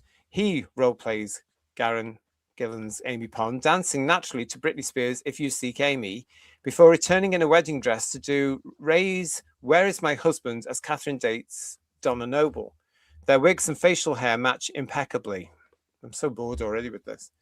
Gallifrey Cabaret is proud to cater to Doctor Who's queer fan base, but I'm intrigued as to why the LGBTQ plus crowd have remained so loyal to the decades-old sci-fi series. It's camp, Trench says, matter-of-factly. Hazard nods, it's so camp. I think it's also the possibilities of it, adds Connolly. The Doctor is a gender-fluid rebel who hates authority, certainly challenges it and loves fashion. He's found family, which I think is a very queer thing. Recently, Doctor Who found itself in the middle of a culture war over its so-called woke agenda, which it has been suggested may have played a role in the end of the show's co-production deal with Disney. There's something refreshing about Gallifrey Cabaret, bear in mind this is The Guardian, not softening those connections, but doubling down on them. As the TV show enters another off-season with no end in sight, Whovians frankly could do with a laugh. Gallifrey Cabaret can facilitate them by the bucket load, but it also reminds us why this silly series about a time-travelling alien is worth fighting for. At a time when public ideas of Britishness feel increasingly exclusionary, the team behind Gallicab has taken pride in the show's national identity. Doctor Who is one of the only things about Britain I actually like, says Connolly. Well, bugger off then. He's only to be interrupted by Trench, who suggests that Terry's chocolate orange is also up there. Right, there's that too, Connolly says. But he's certain. I think Doctor Who a lot of the time represents the best of Britain. That sounds bloody awful. I won't be going there anytime soon, that's for sure. God almighty, that sounds terrible. They're all insane. And this is what I'm asking you. The headline on our caption, the thumbnail tonight. Have the queers killed the show? Carrot, really? Carrot? Yeah. Sounds like one of the failed scripts for that cucumber thing that RTD had, isn't it? Was that his fourth insert of it that didn't quite make it in front of the cameras? GT, I thought you were vomiting there for a minute because that's how I feel. This is what I have to put up with. This is what happened to my community.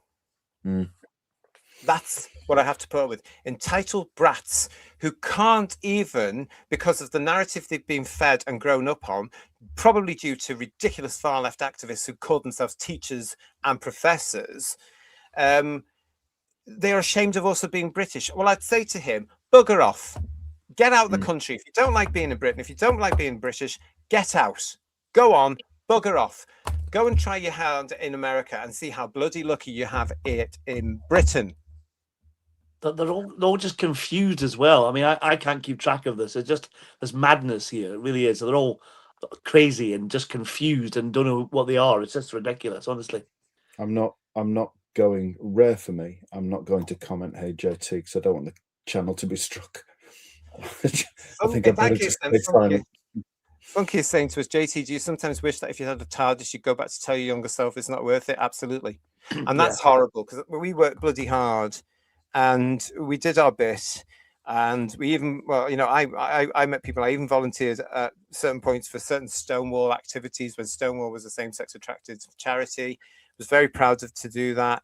Met with people. I did my bit with various employers as well, introducing them to the Stonewall thing and saying, listen, if you phone these people, if you write to these people, you can get this and this and that. But it breaks my heart, Funky, to say, yes, I would, if I had a TARDIS, I would go back and tell everybody, don't bother with this because it's going in a way you won't possibly realize, because the homophobia will be rife with the new generations coming in and they won't even realize they're being homophobic. Dalek Shalom is saying ban all the activist groups, the deluded Marxists and fifth columnists. Thank you. Matthew Pounder, narcissist, it's all about me, as he was saying thing there. Problem being is with us as well, hello mate, it's also shallow. The Lansing Universe is saying quite rightly, every major character in pop culture now has to be queer. And why? Again, it's the DEI. Knock it off. We didn't do what we wanted to do. Those of us who were around at the time, we didn't do it for representation. We did it because we didn't want to lose our jobs. We did it because we wanted to get a mortgage. We did it because we wanted healthcare. Because up until 1998, 99, you weren't entitled to that if you were homosexual. The first mortgage I ever went to get in my early 20s, I was honest. And when it says on the paperwork back then, are you a homosexual? I said yes, mortgage declined. Went back a couple of months later to a different business. Are you a homosexual? No, mortgage approved. That's what we were dealing with then. It wasn't about representation. It was about equality, proper equality. We achieved it. We packed up. And then somewhere along the lines, this crap comes in from the USA. No disrespect to our USA friends, but it did. It came in. And suddenly it was all about queer and trans and all this sort of stuff. And they've pushed it and they've demanded things and they've dictated things. And it's driven homophobia because everybody's bunching us all together. LGBTQ, no. LGB is over here. The TQ course is over there. And as those kids have just proved there, what have I got in common with them, gentlemen? Nothing. Yeah. I mean, you're right, though, with the exclusions, JT. I mean, you know, in the 80s, I was with the Ministry of Defence, the Army, for 10 years, and homosexuality was completely illegal. It was illegal. Completely illegal. Yeah. Yeah. I had a friend who was gay, and he came to us to come out with us, and it was his release, but he was terrified. I dated... You'll laugh at this, everybody. In the 90s, early 90s, I dated a copper, a policeman. Very handsome he was, very handsome. Didn't work out for us because we couldn't be seen out in public unless we went straight from a car into a gay club. And I got fed up with it. I got fed up with the whole cloak and dagger thing. I couldn't handle it, gentlemen. Very handsome guy, beautiful guy. A lovely guy, but homosexuality was not allowed in the police force, and he would have been fired, and he was paranoid, and it drove me mad. How selfish was I in a sense? But I couldn't cope. I couldn't cope with the cloak and dagger. You know, oh, I can't be seen out with you. No, I can't pick you up from work. No, you can't come and get me. No, we can't go for dinner. Oh, we'll go out, but we had to go out at 11 o'clock at night when it was dark. Do you know what I mean? He couldn't be seen by anybody. He knew. Yeah. He knew where I hope he's happy now, and I hope everything's fine with him, because look how far left the police went, for Christ's sake. You know what I mean? He would have been applauded and made king of the police. If it's prerequisite now, isn't it? Queen of the police, whichever you look at. Yeah, so, exactly. Yeah, they would have loved him. They would have said, "Oh, let's go to Prides together." You know, all this sort of stuff. But I hope he's happy. I generally do, because he was a lovely guy, and it broke my heart to say goodbye to him. There was no way it couldn't work, because that's the time. These kids will never know that. They will never know what sacrifices some of us had to make, what heartaches we went through, what conversations we had to have. The fact it took so long for homosexuality to be legalized is scary in itself, and that's something they should look back at and see how long that struggle was, and it wasn't that long ago that it became legalized, and that's quite scary, I think, isn't it? You know? Yeah, it's true. It's true. But this is what we've got to put up with, and this is what is now embroiled into the show, and it's for a minority. They're talking about like a 700 venue, Paul. Now, you and I both know what a 700 venue looks like. It's not that big. It's not. It's a matter of scale, isn't it? That's the thing, you know. But... And they didn't say, and they didn't clarify in the article that all 700 seats were taken. Each time they put on a cabaret, and they are on tour with this, which I'm not going to go into the dates, but if you're interested and you want to go and see it, go and you can find it. No, thank you. Yeah. Mad Beach RN, welcome to Who's Views. It's nice to see you. I've never seen you before. Hello, how are you? Who was it? Rose River or Clara that made the Doctor turn gay? It was Bill. It was Bill. She was a lesbian. Remember that? Yeah, that's what I did. John Barrowman. Was she? And I had no idea, Paul. It's very subtly. It wasn't that obvious. Yeah. She never mentioned it very often. Oh my God! I've just realised in that adventure we're looking at for Capaldi, she's in that this week, isn't she? I've just remembered. Yeah, my goodness! Oh gosh, I haven't seen her since the episodes. Cosmic Toys is saying, my daughter recently claimed to be bisexual. I asked her which people she wanted to get into bed with. Good for you. That's good parenting. Be direct. She said that was disgusting. She just recognized that some women and men are attractive. Well, that's bisexuality, and there's nothing wrong with it. They keep moving the goalposts and changing all the names. It just makes it really confusing, you know. It's like exactly, for the same thing, you know. So, yeah. I mean, what was that? The thing you said then, neurodiverse queers or whatever that is. Yeah, Probably. You're gonna have to enlighten me, James. You're gonna have to enlighten me. I have no clue what that is now, because this is what the plus means, and this is what they did.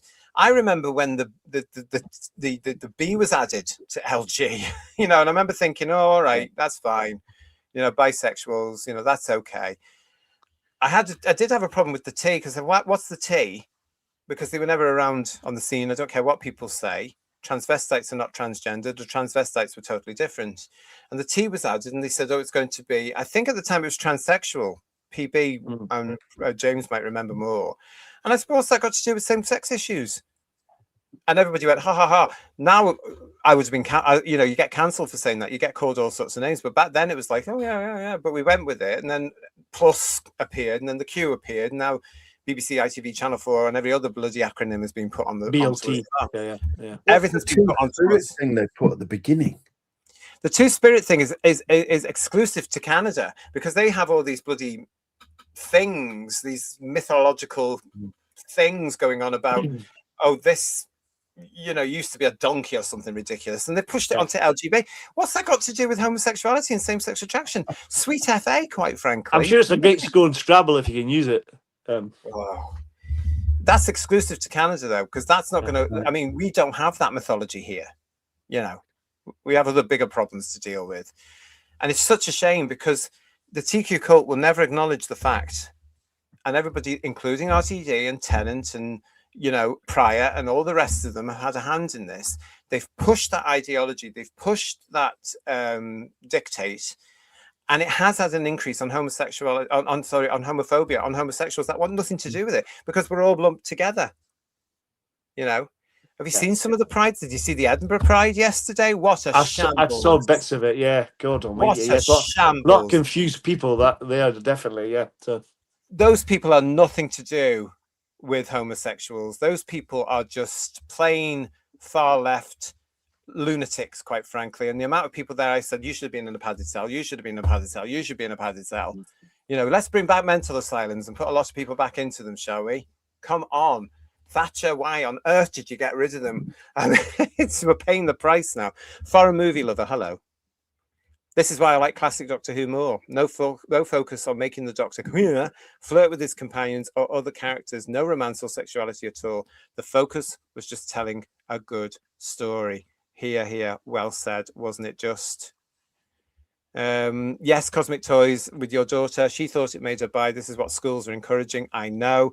Teachers, a lot of the teachers are just far left activists. They are lunatics. They shouldn't be in education. I have met plenty, I can assure you. What else we got in the chat? Let's have a look. One question says, Funky, can a millennial actually be nostalgic? Good point. Yeah. Your Robert Payne, is Carrot actually his partner's name, or is he actually a carrot? Well, yeah, could be. Probably, yeah. And I love his work on the Aldi adverts. Absolutely fantastic. Wasn't he in Catweasel, Carrot? Wasn't he? Yeah. So, yes, it was the boy, wasn't it? That's right. Yeah. Legion of James is saying, I think JT needs a medal for simply being able to read through that utterly infuriating bile. I'd have started rioting or combusted by the second paragraph. You kept it well together, I have to say. Yeah. Definitely. The stuff we've had to read out on this show over the last 3 years, though, it's just nonsense. Mind-boggling, isn't it? Yeah. Hello, Radiant. As all a result of Doctor Who being into RTD in 2005, probably the worst thing that ever happened to Doctor Who. That's what I'm asking you. Have they now effectually cancelled it? Because look what happened when he came back. It was all TQ cult agenda, wasn't it? It was all far left politics. It was all about white people bad. Let's face it. Look at Dot and Bubble. Look at the one with the barber shop. Yeah. Awful. And that's a bizarre thing. And that one, the barber shop, the doctor went there to be included, to be with his family kind of idea. And the doctor's always been an outsider, so that doesn't fit at all, does it? Really, doesn't make any sense. Yeah. Yeah, caring the community was a massive mistake, says Julianne Goodwin. It bloody Not well wrong. was. And as they were Yeah. paying, Not do wrong. you remember when that came in? And people were, and they were hounded, weren't they? And they were called then, oh, bigots and nuisances and all this sort of stuff, not listened to, because people came out and said, that's not going to work. That's wrong. Yeah. You were bloody right. I'm not gay, queer, bi, trans, says Dystopian Nightmare, but I have grown a moustache. Does that count? Yeah, why not? That's a slippery slope if you have, though, I must admit. Yeah. Through and stash. Yeah. Yeah. If you look like Freddie Mercury, why not? Come on in. Yeah. You can be one of the plus, Dystopian Nightmare, I tell you. Richard Brooks is saying, I know teachers who have not told parents that the school is using the wrong pronouns and a fake name. It's appalling. It's happening all over the United Kingdom. And they call it safeguarding. It's not safeguarding, it's brainwashing. I could tell you stories about schools in Scotland, but I'm not allowed. But one day, when a certain time amount lapses, we'll do a special show. And that'll upset a lot of people. But this is the thing, I tell you, this is what we're putting up with. This is what I'm going to add to that whole thing I've talked about baggage from the news series. These fans, these alleged fans of the show that got the kicks out of the certain elements that were pushed in there deliberately, especially with the Chibnall and the RTD2 era. That is why I think the show needs the rest, and it has to be a long rest. And I think any new production person needs to come in and look at that and go, that was a minority. We can't do it again. Yeah. They can't afford to. They'll not make any money. So that's the thing. So they go down that road again, it's done for good. I think so. Don't you, who viewers in the chat? Don't you think so? Of course, I am going to start now getting emails or comments. Bring it on. I'm older and wiser. And quite frankly, I've got underpants older than a lot of you lot. Bring it on. I bet there are holes in them, though. Yeah, because I tell you what, some of the comments and the emails I get saying blah, blah, blah, scream flight attendant to me. So just bring it on. I am ready for you. Let's have the conversation. If you want to come on the show, you can. If you want to discuss these sort of things, it's whosviews1@gmail.com. Come and join me live on a show. I've got several people that will also want to talk to you. But the problem is you never want to be challenged because we know the truth and we know reality. And you're not going to be able to enforce your nonsense on the rest of us. Damn right. Philip Shaw is telling me that neurodiverse people are usually autistic or ADHD. Thank you for that, Philip. Now that drops into place nicely for me now. And yeah, that says an awful lot because some of those people have been put at incredible dangerous risks over the last 20 years, as is now coming out. It's now coming out.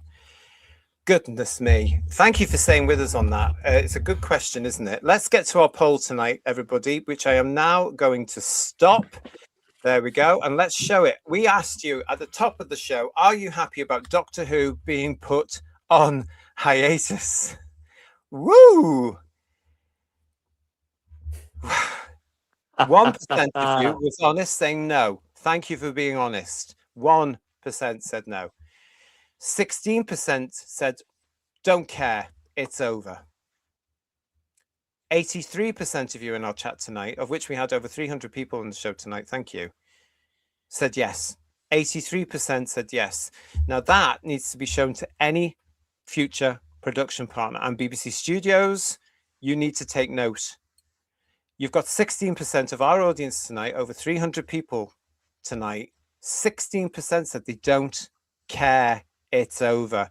You've got a lot of work to do. If you want any help, it's whosviews1@gmail.com. And we will help you and get it right. We might charge you. So, yeah, Fair. I think so. Consultancy prices, I think. Hey, Ian. Damn right. Yeah. Been a big show for you tonight, as ever. Thank you so much for joining us. Our John is saying, I'm not happy, I'm ecstatic. This is the point. I mean, this is the channel. If you are happy about this, then Whose Views is the channel for you, because we are welcoming this hiatus. We are welcoming this rest, and long may it rain. We've got lots of plans coming up for you here on the channel while this goes on. The fact that the show is on a hiatus is newsworthy. So again, I'm going to say, for people that have been saying to me that are not really fans of our channel, saying, what are you going to do now? Loads. Watch us fly. we've got loads coming for you. Great to see you all tonight. To Paul and to Third Doctor Ian as ever, thank you so much for a good show tonight. Really good conversation. Thank you very much. Yeah, thank you. Great show. Yeah, and great numbers as well. Yeah. Great numbers. We've got lots of subscribe, folks, if you can. Subscribe, like, and subscribe. You can all hit the like button as well. Even better. Yeah. Absolutely.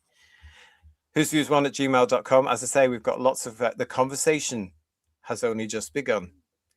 From all of us on the show, until we see you again, come and join us again on Wednesday, if you like. That's our next scheduled show where we're going to be reviewing, what's it called, Paul?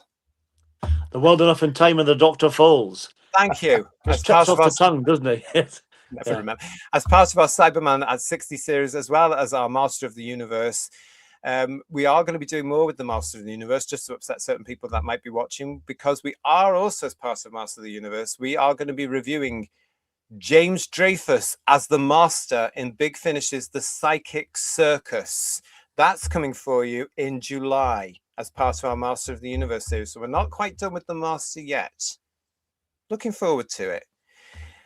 From Paul, from Ian, myself, thank you everybody for joining in. Make sure you're subscribed. If you're new to us, please subscribe. Give us a hype, as Paul says, or give us a like, as Ian said. But from us, until we see you next time for our scheduled shows, ta-ra. See you again soon. Ta-ta, everyone. Bye-bye. Bye.